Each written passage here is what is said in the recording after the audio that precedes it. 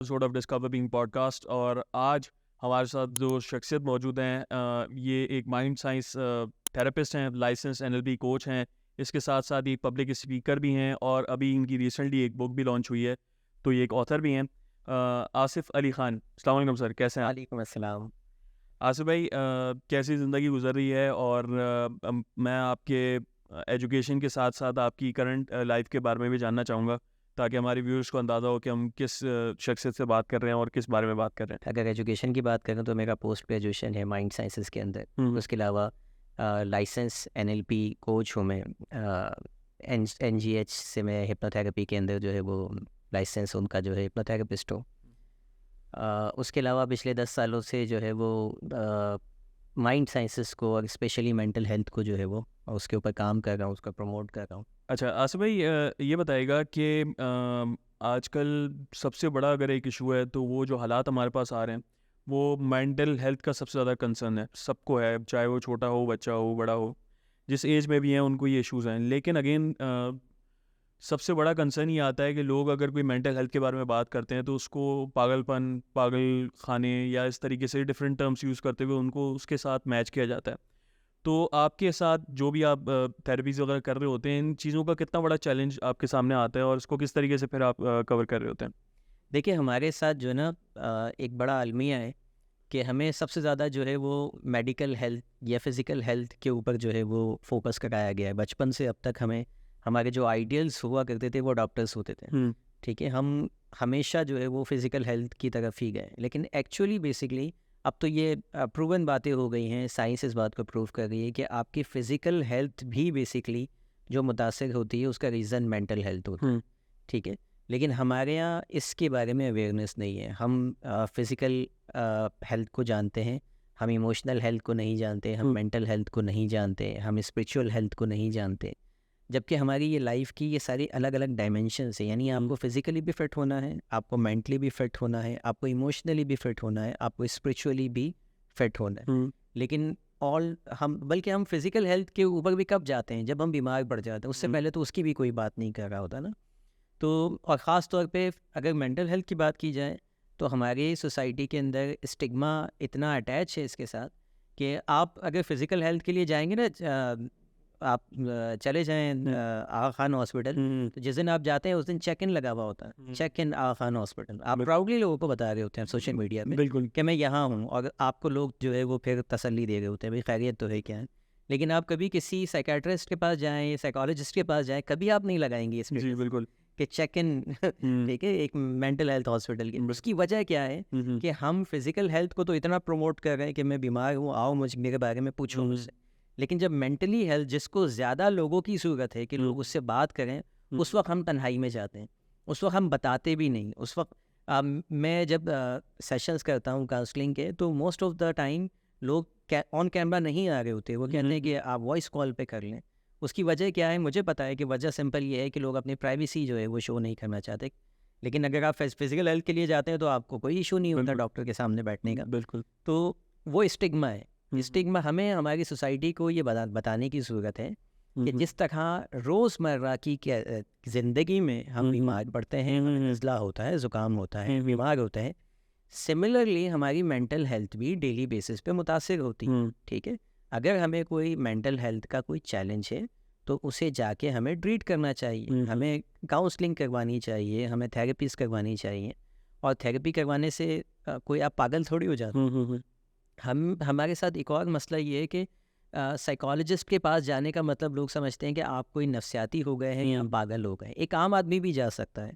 अगर एक शख्स आजकल जो है वो मियाँ बीवी को लेके बड़े मसाइल हैं, मैं अक्सर लोगों से कहता हूँ किसी फैमिली काउंसलर से मिलिए, मशवरा लीजिए अपनी ज़िंदगी में बेहतर लाने का। हम कोई पागल थोड़ी हैं, हम मेंटल थोड़ी हैं। मशवरा लेना का मतलब ये नहीं है कि आप पागल हो गए। आपकी ज़िंदगी कहीं ना कहीं स्टक हो गई है, वो चाहे आपका पर्सनल लेवल हो, चाहे आप जो है कॉर्पोरेट लेवल पे आपको वर्क एनवायरनमेंट में कोई इशू आ रहे हो। बचाए इसके कि आप रोज़ाना परेशान हो, अपने आप को स्टक कर लें, अपने आप को आइसोलेट कर लें, आप किसी से प्रोफेशनल बात रहनुमाई करें। हासिल करके बात करके अपने आप को उस हम्म, मुश्किल से निकाल सकते हैं। बिल्कुल। इस चीज़ की अवेयरनेस जो है वो हमारी सोसाइटी में आनी चाहिए। अच्छा आसिफ भाई, इसमें आप अगर कंपेयर करें आज से 10 साल पहले हम्म। और आज की मैं बात करूं, तो कितना फ़र्क आया है, अगर आया है, और अगर नहीं आया तो उस पे कितना इसमें आपने तनज़ुली देखी है कि पहले लोगों की मेंटालिटी और आज के लोगों की मेंटालिटी इन टर्म्स ऑफ कि ये इसको एक्सेप्ट करना कि मेंटल हेल्थ जो है वो एक वैसी हेल्थ है हम्म। जैसे आपको बुखार नज़ला होता है, और ये एक चैलेंजिंग है और ज़्यादा लाइफ थ्रेटनिंग है। अगर मैं बुखार बोलूँ तो उससे शायद कुछ नहीं होगा, जिसके लिए हम लोग हज़ारों लोग फीस डॉक्टर को दे देते हैं, लेकिन मेंटल हेल्थ का अगर वो एक्सट्रीम हद तक चली जाए तो उसका जो एक बिल्कुल एंड स्टेज होता है वो ये होता है कि सुसाइड होती है, जो मेजॉरिटी हम लोग देख रहे हैं आजकल। लोग ज़्यादा से ज़्यादा यूथ इस पे की तरफ जा भी रही है। तो कितना इसमें रेशियो में कितना फ़र्क आया है? देखिए, प्रोग्रेस तो है, लेकिन जिस हिसाब से आबादी बढ़ रही है हमारी, उस हिसाब से वो हम पीछे हो जाते हैं। सही। ठीक है, यानी अब साइकोलॉजी की तरफ भी लोग जा रहे हैं, हम्म, लोग उसे पढ़ रहे हैं। पिछले 10 सालों में आपने देखा हम्म, मोटिवेशनल स्पीकिंग का बड़ा जी। एक कॉन्सेप्ट। मोटिवेशनल स्पीकिंग क्या है? बेसिकली लोगों को मुतासर करना, पॉजिटिवली दिलासा देना। ज़िंदगी में दिलासा देना। इससे पहले इस तरह की बात हमें बिल्कुल। सिर्फ मौलवी हजरात तो करते थे, जी, जी, जी। मस्जिदों में मिलती थी, लेकिन आम आदमी नहीं करता। जी। तो इसमें इस 10 सालों में हम्म, आप ये देखें कि किताबें भी इस मौजू पे कई आई। जी। ठीक है, उर्दू में अब कंटेंट मिलना शुरू हो गया। बिल्कुल। 10 साल मुझे एनएलपी किए हुए 11 साल हो गए। हम्म, उस ज़माने में मैं किसी को बताता था कि मैंने एनएलपी किया है, तो लोगों को पता ही नहीं होता था एनएलपी क्या है। लेकिन आज लोगों को पता है। आज मैं सैकड़ों थेरेपिस्ट जो है वो देखता हूँ, एनएलपी प्रैक्टिशनर देखता हूँ। कहीं ना कहीं तब्दीली तो आ रही है, लेकिन साथ साथ आबादी जिस हिसाब से बढ़ रही है, अभी भी इस वक्त जो करंट रेशो है वो 10 लाख बंदों पे 500 थेरेपिस्ट हैं पाकिस्तान में। यानी 500 थेरेपिस्ट 10 लाख लोगों को जो है वो कैटर कर रहे हैं। कैसे जो है ये कैसे कर लेगा?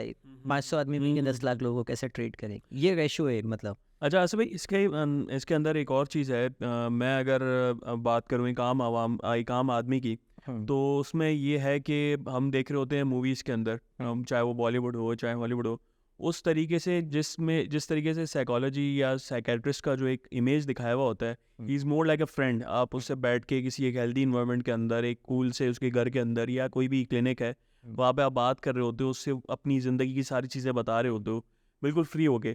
हमारे पास क्या ऐसे कोई थेरेपिस्ट मौजूद हैं, क्या ऐसे साइकेट्रिस्ट मौजूद हैं, या फिर ये सिर्फ फिक्शन है जो हमें मूवीज़ में दिखाई जाती है, वाकई में ये बाहर एग्जिस्ट करता है और यहाँ एग्जिस्ट नहीं करती ये चीज़? देखिए, मैं अपना पर्सनल एक्सपीरियंस बताऊं अगर, तो हमारे यहाँ, मैं किसी भी इदारे का नाम नहीं लूँ, लेकिन कुछ इदारे ऐसे हैं, बहुत बड़े इदारे हैं पाकिस्तान में, साइकोलॉजी पढ़ाते हैं, लेकिन उनके अपने ही स्टूडेंट, उनके अपने ही अरीब करीब के लोग कहते हैं कि सबसे ज़्यादा बीमार ये खुद है। ठीक है, हमारे यहाँ सबसे ज़्यादा जो है वो इश्यूज उन्हीं के साथ पाए जा रहे हैं। तो ये मैं नहीं कह रहा, ये उन्हीं के अपने लोग कह रहे हो। सही। यानी जिस इदारे में आप जाएंगे ना, तो वहीं के उन्हीं के स्टूडेंट आपको ये कहते हुए नजर आएंगे, उन्हीं के कलीग्स आपको ये कहते हुए नजर आएंगे। तो ये जो मैंने बताया ना 10 लाख पे 500 हैं। अब इस 500 में आप मुझसे ये पूछिए इसमें से ट्रेंड कितने हैं, ये पूछिए कि इनमें से एक्सपर्ट कितने हैं। जी। ठीक है, तो फिर और रेशो कम हो जाएगा। अच्छा, 500 तो हैं जिन टैग लगे हुए हैं, इनमें क्वालिफाइड कितने हैं? एक्सपर्टीज सबके पास नहीं है। ठीक है, लेकिन बहुत अच्छे थेरेपिस्ट भी हैं पाकिस्तान में, इसमें कोई शक नहीं है। अल्हम्दुलिल्लाह हमारे मुल्क में बहुत ही क्वालिफाइड लोग भी हैं, लेकिन बात यह है कि बहुत कम है, एडप्शन नहीं है, इस वजह से शायद लोग यही वजह है कि लोग ज़्यादा। अच्छा, फिर एक और चीज़ ये देखी गई है कि जो प्रोसेसेस जो है वो हमारे यहाँ अभी तक राइज है ना, मतलब साइको एनालिसिस का एक प्रोसेस ऐसा है कि आप अगर फोबिया को लेके जाते हैं तो उसमें एक टेक्निक है डिसेंसिटाइजेशन की। 6 महीने लग जाएंगे एक छिपकली का फोबिया निकालने में। आप यानी आप कहें मुझे लेजर्ड का खौफ है, और वो जो टेक्निक इस्तेमाल कर रहे हैं हमारे यहाँ साइकोलॉजिस्ट, उसको करते करते उसको 6 महीने लगे। अब वो 6 महीने अगर एक फोबिया पे लगाएगा बंदा, तो फिर वो 6 महीने तक हमारा आदमी कंटिन्यू कर पाएगा? हमारे यहाँ लोग नहीं कर पाते। हमारे यहाँ तो उनको इंस्टेंट थेरेपीज चाहिए होती। तो जो इंस्टेंट थेरेपीज हैं, जो इंस्टेंट टेक्निक्स हैं, वो आज भी हमारे मुल्क में साइकोलॉजिस्ट के पास वो चीज़ें नहीं हैं। ठीक है, वो सीख रहे हैं, अभी बहुत सारे लोग ऐसे कोर्सेस कर रहे हैं। एनएलपी की अगर हम बात करते हैं, तो एनएलपी की वही सिस्टमेटिक डिसेंसिटाइजेशन को रिप्लेस किया उन्होंने फास्ट फोबिया क्योर टेक्निक से। वो 20 मिनट में वही फोबिया निकाल के भेज देते हैं। तो आप एक 6 महीने लगा रहे हैं, एक वो 20 मिनट लगा रहे हैं, इतना ज़्यादा, तो इतना फ़र्क है। तो लाजमी तौर पे जो साइकोलॉजिस्ट सुन रहे होंगे मुझे, वो तो मेरी बात से इत्तेफाक नहीं करेंगे, क्योंकि उनकी टेक्निक को बुरा जा रहा है। लेकिन अगर वो यही फास्ट फोबिया सीख के आ जाए, उसके बाद मुझे बताएं कि क्या मैं गलत हूँ। सही। ठीक है, तो फिर वो खुद कहेंगे कि नहीं आप सही कह रहे हैं। अच्छा असबिक, मैं अगर अपनी बात करूं या एक आम इंसान की बात करूं तो हमारे पास मेरे जहन में कराची के अंदर एक ही डिपार्टमेंट आता है, वो डिपार्टमेंट ऑफ साइकोलॉजी है आपका कराची यूनिवर्सिटी के अंदर। इसके अलावा कोई ऐसा एजुकेशनल इंस्टीट्यूट है जो इन चीज़ों के बारे में पढ़ा रहा हो, या आम यूनिवर्सिटीज़ के अंदर इस तरीके की तालीम कोई दी जाती है?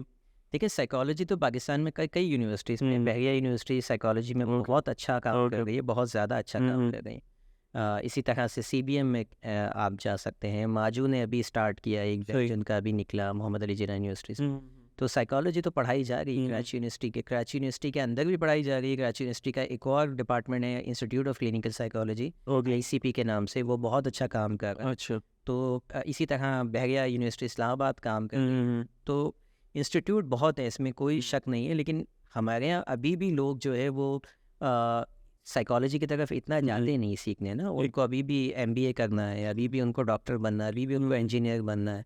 ठीक है, तो इस फील्ड में जब लोग कम आते हैं तो फिर जाहिर है। रिजल्ट। लेकिन अगर आप देखें डिमांड तो मेंटल हेल्थ चैलेंजेस बहुत ज़्यादा हैं पाकिस्तान में। तो लेकिन बहरहाल किसी ना किसी हद तक अब इस चीज़ पे काम हो रहा है, कहीं ना कहीं कुछ सालों में हम इस पे जो है ना सही। काफ़ी अच्छा आसिफ भाई, माइंड साइंस थेरेपिस्ट और एक साइकोलॉजी के साइकेट्रिस्ट में क्या फ़र्क है आपका? इन दोनों फील्ड्स के अंदर क्या फ़र्क है? एजुकेशन में फ़र्क है, या दोनों एक पूरी कंप्लीट एजुकेशन का नाम है और एक जो है वो कोर्सेज और मल्टीपल उस पे एक्सपीरियंसेस का नाम है? देखिए साइकोलॉजी तो बाकायदा एक एकेडमिक जो है वो फील्ड है। माइंड साइंसेस एक अम्ब्रेला टर्म है, इसके अंदर कई डिफरेंट टेक्निक्स आ जाती हैं, इसमें कई डिफरेंट कोर्सेस आ जाते हैं, जैसे NLP हो गया, हिप्नोथेरेपी हो गया, ठीक। इसी तरह सिल्वा हो गया। तो ये एक अम्ब्रेला टर्म है।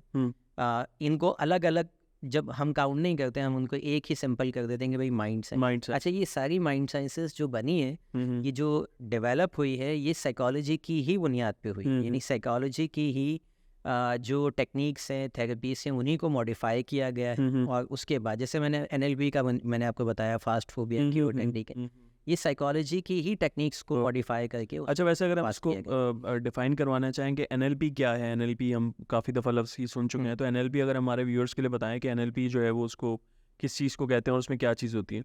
देखिए NLP का जो है वो मतलब है न्यूरो लिंग्विस्टिक प्रोग्रामिंग। यानी ये रिचर्ड बैंडलर, जॉन ग्रिंडर, इन्होंने जो है वो इसको ये को-क्रिएटर है इसके NLP के। NLP is science of achievement. NLP ये बताती है कि एक शख्स दुनिया में अगर कोई काम अच्छा कर सकता है तो सेम टू सेम उसको मॉडल करके दूसरा शख्स भी वही काम कर सकता है। अगर एक बेहतरीन स्पोर्ट्समैन है तो वो दुनिया का वाहिद नहीं है, और भी लोग सेम वही रिजल्ट आप प्रोड्यूस कर सकते हैं। अब कैसे कर सकते हैं, वो कौन सी चीज़ें हैं, ये NLP बताती है। कि आप मिसाल के तौर पे वसीम अकरम एक बेहतरीन फास्ट बॉलर हमारे पास आया, लेकिन दूसरा आज तक प्रोड्यूस नहीं कर पाए हम, ठीक है। लेकिन ऑन द अदर हैंड अगर आप ऑस्ट्रेलिया को देखें तो उनका एक फास्ट बॉलर जाता है, दूसरा उसी लेवल का आ जाता है, वो जाता है, तीसरा उसी लेवल का आता है। वो इतनी ज़बरदस्त मॉडलिंग करते हैं। मॉडलिंग से मुराद क्या है कि उसके पूरे सबसे पहले उस बॉलर के माइंड को समझा जाए, वो बॉल करवाने से पहले क्या सोचता है, क्या टेक्निक्स है, कितनी तेज भागता है, कब जंप करता है, एवरीथिंग इज मॉडल्ड। ठीक है, उसके बिलीफ सिस्टम से लेकर उसका जो एक्शन है वो सारी चीज़ें कॉपी की जाती हैं और वो दूसरे पे पेस्ट की जाती हैं, उसको बताया जाता है। इसकी मैं मिसाल ऐसे दूँ, रिचर्ड बैंडलर को जो है वो अमेरिकन CIA ने बुलाया और उनके जो बेहतरीन शार्प शूटर थे, उन शार्प शूटर्स को कहा गया कि हम सालों लगाते हैं इनको प्रोड्यूस करने में, और आप क्या ये कर सकते हैं? उसने कहा मैं कर सकता हूँ, इनके आसपास रिजल्ट प्रोड्यूस कर सकता हूँ। अच्छा। अब एक बंदा जो सालों से ट्रेन और ये जिसने कभी गन भी नहीं पकड़ी जी, उसने सिर्फ उसको मॉडल किया, उसकी स्ट्रेटेजी एलिसिट की। तुम जब गन पकड़ते कैसे हो, जब पकड़ते हो तो देखते कहाँ हो, सांस का पैटर्न क्या होता है, ट्रिगर जब करते हो उस वक्त जहन में क्या पिक्चर होती है, ठीक है। और फिर ये पूरा मॉडल करके सेम उसने कॉपी किया और उसके बिल्कुल पास पहुंच गया वो। अच्छा, ठीक है, यानी 95% तक जो है वो उसकी सिमिलरिटीज। जी जी। तो जहाँ एक बंदे को 20 साल लग रहे हैं ट्रेन होने में, यहाँ वो 5 मिनट 10 मिनट या आधे घंटे में अपने आप को ट्रेन कर रहा है। ठीक। तो आप बताएं कि वो कितने शार्प शूटर कितनी आसानी से प्रोड्यूस कर सकता है। ये NLP बेसिकली मॉडल एनालिसिस है बेसिकली, जो हम लोग R&D और उसको हम लेकर आते हैं। अच्छा आसिफ, इस वक्त जो पाकिस्तान के जो करंट हालात हैं, इस सिनेरियो से हटके और इस सिनेरियो के अंदर भी मैं रह के बात करना चाहूँगा कि पाकिस्तान में जो मेंटल हेल्थ के इश्यूज़ हैं, जिसमें डिप्रेशन, टॉक्सिसिटी है, डिफरेंट, हम चाहे बच्चा हो या बड़ा उसमें ये चीज़ देख रहे हैं। इसके अंदर इसका मेन रूट कॉज़ आप क्या समझते हैं, और इसका रेशियो इस वक्त क्या है? कितने % आबादी आपके हिसाब से माइनर से माइनर भी मेंटल हेल्थ इश्यूज़ के अंदर उसका शिकार है? देखिए, पाकिस्तान में जो मेंटल हेल्थ का सबसे बड़ा इशू है ना, उसकी सबसे बड़ी वजह ये है कि हम एक मुस्तकिल मनफी कैफियत के अंदर रह रहे हैं। ठीक है, हमारी जो आवाम है कॉन्स्टेंटली नेगेटिव थिंकिंग जो है वो उनके अंदर आ गई है। मनफी कैफियत की वजह से ये सारे जो जहनी अमराज हैं ये जन्म लेते हैं। सही। ठीक है, यानी कोई भी मर्ज, हमारी जो थॉट होती है ना, हर सेकंड हमें 3 ख्याल आते हैं। जी। ठीक है, हर मिनट हमें जो है वो एक दिन के अंदर 70 से 90 हज़ार ख्यालात हमारे जहन में आते हैं एक दिन में? एक दिन में। अब ये ख्याल आते हैं और चले जाते हैं, ये प्रॉब्लम नहीं है। प्रॉब्लम ये है कि जब आप किसी ख्याल को पकड़ के बैठ जाए, ठीक है, अब ये पेन है मिसाल के तौर पे, इसका कुछ भी नहीं है ना वजन, जी। मैं इसको पकड़ के बैठूंगा, मुझे कोई कुछ भी नहीं होगा। लेकिन अगर मैं ये कहूँ कि इसको मैं 3 घंटे तक ऐसे ही रखना है या 5 घंटे तक या 2 दिन तक, बिल्कुल तो ठीक। 2 दिन बाद आपको पता चलेगा इसका एक्चुअल वजन क्या है। फिर आपकी बिल्कुल। ये नसें सारी जाम हो जाएंगी और शायद आपका हाथ भी सीधा। बिल्कुल अच्छा। तो इसका मतलब ये है कि इसका वजन डिपेंड करता है कि कितनी देर तक इसको होल्ड किया गया। बिल्कुल इसी तरीके से एक छोटा सा नेगेटिव ख्याल जो है ना, वो होता बिल्कुल कुछ भी नहीं है। छोटा सा, लेकिन डिपेंड करता है कितनी देर तक। अगर आप उसको 1 दिन 2 दिन और 5 दिन रखे में जी, मुस्तकिल, जी।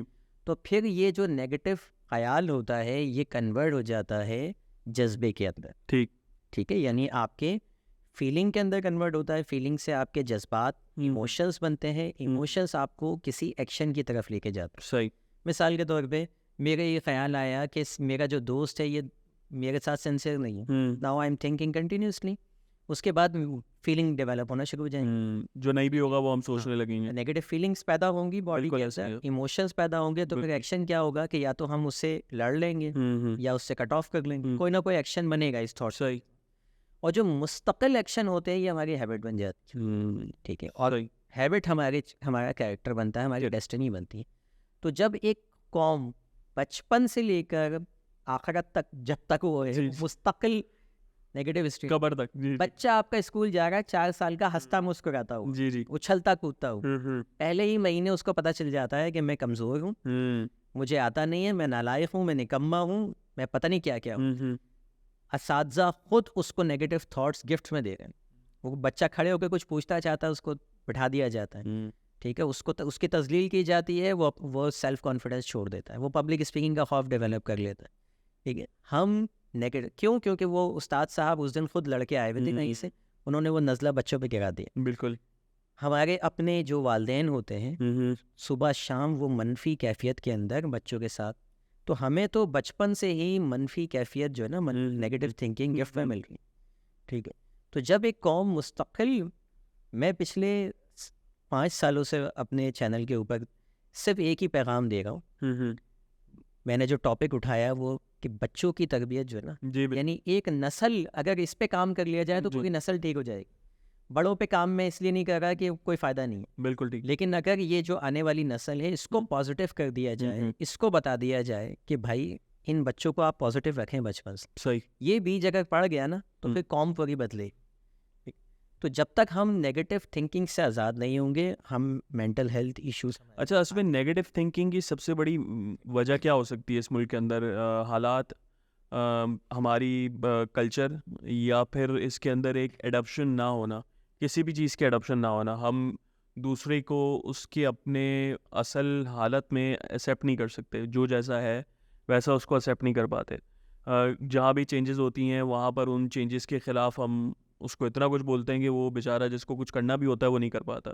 जैसे अगर मैं ऑफिस के कल्चर के हिसाब से बात करूँ, ऑफिस के अंदर कोई भी एक बंदा आ जाता है जो स्मार्ट वर्कर होता है, जो बहुत अच्छे तरीके से कम वक्त के अंदर काम कर देता है, तो वो जो पहले से एक बंदा बैठा होता है उसके दिल में ये चीज़ आ जाती है और वो उसके खिलाफ मनफी असरात जो है वो डालना शुरू कर देता है, मनफी लोगों के दिल में ख़यालात डालना शुरू कर देता है। तो ये एडप्शन वजह है, कल्चर वजह है, या फिर जो इकॉनमी और सारे इसके हालात हैं वो सब मिल के एक जो है वो इन्वायरमेंट पैदा करती हैं? देखिए, मल्टी फैक्टर्स हैं, लेकिन जो बुनियादी फैक्टर है वो रेस्पॉन्सिबिलिटी ना लेना। हम में से हर शख्स जब हम 100% रिस्पॉन्सिबिलिटी लेते हैं ना अपनी ज़ात की, हम्म, यानी अगर मैं ये जिम्मेदारी लूँ कि मुझे कामयाब और नाकाम बनाने में हम्म, सिर्फ आसिफ अली खान साहब हम्म, का ही हाथ है और दूसरा कोई भी नहीं। बिल्कुल। अगर मैं कामयाब हूँ तो मैंने कुछ मेहनत की है, मुझसे कामयाब हूँ, ठीक है, अल्लाह ताला है, ठीक है, माँ बाप की दुआएं, वो अलग है। लेकिन अगर मैं नाकाम होऊंगा तो मैं तो सिर्फ मेरी अपनी जिम्मेदारी। वजह से होऊंगा। जब तक हम ये जिम्मेदारी दूसरों पर डाल रहे हैं कि ये मेरा इंक्रीमेंट इसलिए नहीं हुआ कि सामने वाले ने मेरी फाइल आगे नहीं की, यहाँ पर ये जो रिस्पॉन्सिबिलिटी ना लेना है ना हमारा, ये हमें सबसे ज़्यादा नाकाम करता है। अच्छा। कॉर्पोरेट सेक्टर में मैंने बहुत काम किया, मेरी जी। पहली जॉब ही जो है वो एक ट्रेनर के तौर पे थी, तो मेरा ओके। काम ही यही था कि हर एम्प्लॉय से मिलना और उनके बारे में हम्म, जानना। तो जब मैं मिलता था तो मैं यही देखता था कि वो, उन्हें लगता है कि उनकी कामयाबी या नाकामी का जिम्मेदार सही। या तो उनका बॉस है, बिल्कुल। या उनका कलीग है, या उनका सीनियर है। जी। ठीक है, एक चीज़ ये होती है कि एक तवक्कुल होता है। हम्म, मेरा ये मानना है 100% कि मेरा रिस्क कोई छीन नहीं सकता मुझसे। जो हमारे अंदर ये चीज़ है ही नहीं। हाँ, मेरा ये 100% इस पे ईमान है कि कोई मेरा रिस्क मुझसे नहीं छीन सकता। अगर मेरे नसीब में है, कोई मेरा प्रमोशन रोक नहीं सकता, सही। कोई भी साजिश काम नहीं आएगी, हम्म, कोई कितनी ही साजिश कर ले आपके खिलाफ। बिल्कुल। अगर वो पैसा जो इंक्रीमेंट की सूरत में बढ़ना था वो मेरे नसीब में है, तो कोई नहीं छीन सकता। हम ये चीज़ भूल जाते हैं कॉर्पोरेट सेक्टर में। हमें लगता है कि हमारा पड़ोसी शायद जामिन है हमारी जॉब का, हमारा बॉस जामिन है हमारे किचन चलाने में। नहीं, सही। बॉस आपको अगर पैसे दे रहा है तो बदले में आप भी उसको जो है ना उस लेवल की सर्विस दे रहे हैं, ठीक है। तो इट्स आप ये कह लें कि पैरेलल है ये क्या कि वो बड़ा है आप छोटे हैं, ऐसा नहीं। बिल्कुल। तो उसको भी बास लोग बॉस को बहुत ज़्यादा खुश करने के चक्कर में आइडियलाइज लगे रहते हैं। भाई रिस्क देने वाला वो नहीं है, सही। वो सिर्फ एक जरिया है। अच्छा आसिफ भाई, मैं पिछले 7-8 साल की बात अगर मैं करूं, हमारे इस्लाम में अगर मैं रिलीजियस पॉइंट ऑफ व्यू से बात करूं कि दो चीज़ें हैं जिसके बारे में कहा गया है वो शर की हैसियत रखती हैं। एक आपका जो है वो उनमें से एक पैसा है। तो पैसा शर है, और हमें पिछले 7-8 साल से एक चीज़ माइंड में डाली गई है through social media, through different mediums हैं, कि पैसा ही सब कुछ है। कंपटीशन, बड़े से बड़ा मोबाइल एक के पास नहीं है दूसरे के पास क्यों नहीं है, एक के पास है तो दूसरे के पास क्यों नहीं है, मेरे पास एक गाड़ी है दूसरे के पास ही गाड़ी क्यों नहीं है। ये चीज़ें हमें, क्या हमारी ख्वाहिशात को इतना ज़्यादा बढ़ा दिया गया है थ्रू मीडिया, कंट्रोल मीडिया या सोशल मीडिया। हमारे पास इतनी ज़्यादा वही वाली बात है कि हद से ज़्यादा इल्म होना भी जो है वो ज़िंदगी के लिए ख़तरनाक होता है। तो इतना ज़्यादा वो नॉलेज को फैला दिया गया है, चीज़ों को इतनी ज़्यादा एक जगह पे समेट दिया गया है कि वो उन चीज़ों को देख देख के हमारा माइंड बस इस रेस के पीछे भाग गया है कि बस हर चीज़ पैसा है, जो भी हमें मिलेगा वो पैसे के ज़रूर मिलेगा, और वो फिर शायद लीगल हैं इलीगल तरीके हैं वो सब लोग यूज़ कर रहे होते हैं। और फिर जब उसमें फ़ेल हो जाते हैं तो फिर एंड यही होता है कि या तो वो सुसाइड कर लेते हैं, या तो बिल्कुल फेलियर की हद तक आगे बिल्कुल खुद को छोड़ देते हैं, नशे में आ जाते हैं, 10 चीज़ें और हैं जो उसमें ऐड होते हैं। तो क्या ये चीज़ें हमारे माइंड में डाली गई हैं, या ये आस्ते आस्ते खुद डेवलप होना शुरू हो गई हैं, एक नस्ल से दूसरी नस्ल के अंदर आते आते शिफ्ट हो गई यहाँ पे पहुँची है? देखिए, पहली बात तो ये कि जिस चीज़ की आपको कमी होती है ना, ऑटोमेटिकली फोकस आपका उस तरफ चला जाता है। सही। हमारे यहाँ ग़ुरबत इतनी बढ़ गई है पाकिस्तान में ख़ास तौर पे कि लोगों को मोटिवेट करने का एक ही ज़रिया नज़र आ रहा है कि जी पैसा कमाओ। क्योंकि बहुत सारे लोगों को लगता है कि सिर्फ पैसा ही है जो उनको राहत और खुशी देता है। हमसे पूछिए, हमारे पास मल्टी मिलियनियर आते हैं, करोड़ों रुपया उनके पास है, उनको कोई प्रॉब्लम नहीं होती, ठीक है, उस पैसे के हवाले से। लेकिन क्या नहीं है, उनके पास सुकून नहीं है, खुश नहीं है जी। खुश नहीं है, ठीक है। वो मुंह मांगी कीमत जो है होती है वो देने को तैयार होते हैं कि जितने पैसे लेने आप ले लें, जी। ठीक है, पूरे महीने के सेशन के पैसे ले लें, नहीं मांगो तब भी वो हमें भी पैसों से ही खरीदना चाह रहे हैं, ठीक है। तो यानी पैसा सब कुछ है लेकिन नींद नहीं है, सुकून। बिल्कुल। अब ये कि हमारे मुआशरे में क्यों फैल रहा है, क्योंकि हमारे मुआशरे में जो चीज़ सबसे ज़्यादा, सोशल मीडिया का एक उसूल है ना, जी जी। जो दिखता है, हाँ, जो आप भूखा है उसको देखना खाना चाहते हैं, हाँ, दिखाओ, बिल्कुल। तो वो लोग इस तरह से दिखा रहे हैं। जी। जहाँ तक बात है जो पैसा कमाने की, हमारा दीन ठीक है शर है, इसको भी देखना पड़ेगा कि हवाले से शर, क्योंकि हमारा दीन तो ये कहता है कि कुफ्र तक लेके जाता है, फिक्र रफ़ाक़ा। बिल्कुल। तो पैसा कमाने की हमें तरगीब दी गई। प्रॉब्लम ये है कि ये तो बताया जा रहा है मुआशरे में कि पैसा कमाओ पैसा कमाओ पैसा कमाओ, ठीक है, उसको खर्च कहाँ करना है? जब खर्च की बात आती है वहाँ से मसाइल शुरू होते हैं। पैसा भले आप कितना भी कमा लें, सही। खर्च के तरीके नहीं बताए जा रहे, खर्चा हमें फिर बताया जा रहा है कि ये अय्याशी कर लो, वो अय्याशी कर लो, ये ब्रांडेड चीज़, वो फला। अगर आप सही मानों में जो दीन ने बताया है उस हिसाब से खर्च कर रहे हैं, लोगों की खिदमत कर रहे हैं, अपना पैसा अपने अलावा अपने बहन भाइयों पे, अपने बीवी बच्चों पे, अपने लोगों की फलाह के लिए लगा रहे हैं, तो आप जितना चाहे कमाएं, इस्लाम नहीं रोकता। बल्कि मैं आपसे ये कहूँगा कि इस्लाम जब फैल रहा था तो उस वक्त इस्लाम को भी पैसे की ज़रूरत, बिल्कुल कंट्रीब्यूशन किए जाते थे। कोई अपना आधा माल लेके आ रहा है, कोई अपना पूरा माल लेके आ रहा है, तो ये तो बहरहाल जो है वो पैसा तो ज़रूरत है, लेकिन सब कुछ नहीं है। सब कुछ नहीं है, क्योंकि फिर पैसे के बाद फिर आपको जाना वही, जब हेल्थ का इशू आता है तो फिर पता चलता है वही पैसा आप बहा गए होते हैं, तो इसका मतलब है हेल्थ ज़्यादा ज़रूरी है। अच्छा आसिफ भाई, ये एक जिस फील्ड में हम जिस बारे में हम बात कर रहे हैं, ये एक यूनिक फील्ड है, इतनी ज़्यादा पॉपुलर नहीं है और इतने ज़्यादा लोग इस फील्ड के अंदर जाते नहीं हैं। आपका माशाल्लाह से इस तरफ ध्यान जो है वो शुरू से था, या फिर एक हादसाती तौर पे आप इस फील्ड के अंदर आए, या क्या आपकी जर्नी रही है?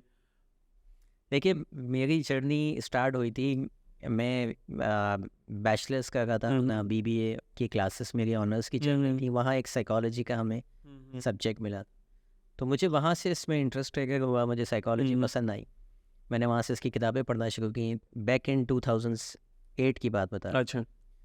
वहाँ से इंटरेस्ट डेवलप हुआ। उसके बाद जो सही मायनों में एनएलपी या माइंड साइंस की तरफ से आया हूँ मैं, मुझे एक किताब मिली थी एंथोनी रॉबिन्स की, उस ज़माने में, अच्छा। अनलिमिटेड पावर, और फिर उसके बाद मैंने awaken the giant with in, इसकी दूसरी किताब पढ़ी। ये दो किताबों ने मेरी ज़िंदगी में बहुत बड़ी तब्दीली लेके आई, तो मैं फिर इसके पीछे पड़ गया ये क्या चीज़ है, और उसमें इसने बार बार जिक्र किया था एनएलपी का, एंथोनी रॉबिन्स ने, तो मुझे वहाँ से पता चला था एनएलपी के बारे में।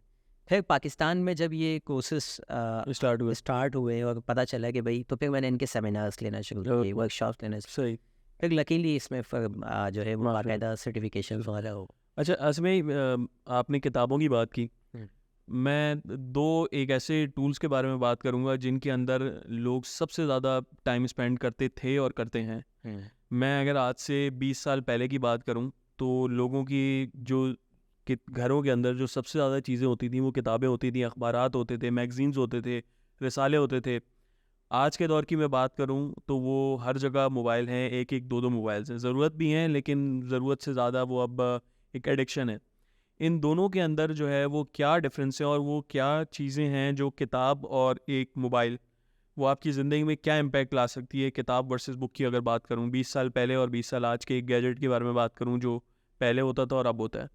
देखिए, इसमें तो कोई शक नहीं है कि मोबाइल को आप अगर किताब से रिप्लेस कर रहे हैं, या मोबाइल की जगह आप किताब पढ़ रहे हैं, तो ऑब्वियसली आप अपने माइंड को बहुत पॉजिटिवली फीड कर रहे हैं। दूसरा ये कि प्रॉब्लम क्या है, मोबाइल पे भी आप पढ़ सकते हैं, ठीक है, लेकिन मोबाइल पे आप पढ़ नहीं रहे। मोबाइल ने आके क्या किया है हमारे जहन के साथ, जो सबसे बड़ा नुकसान किया है, उसने हमें मल्टीपल ऑप्शंस दिए, ठीक है। यानी आपको एक चीज़ समझ में नहीं आ रही, स्विच, नहीं समझ में आ रही, स्विच, थोड़ा सा देखा, स्विच।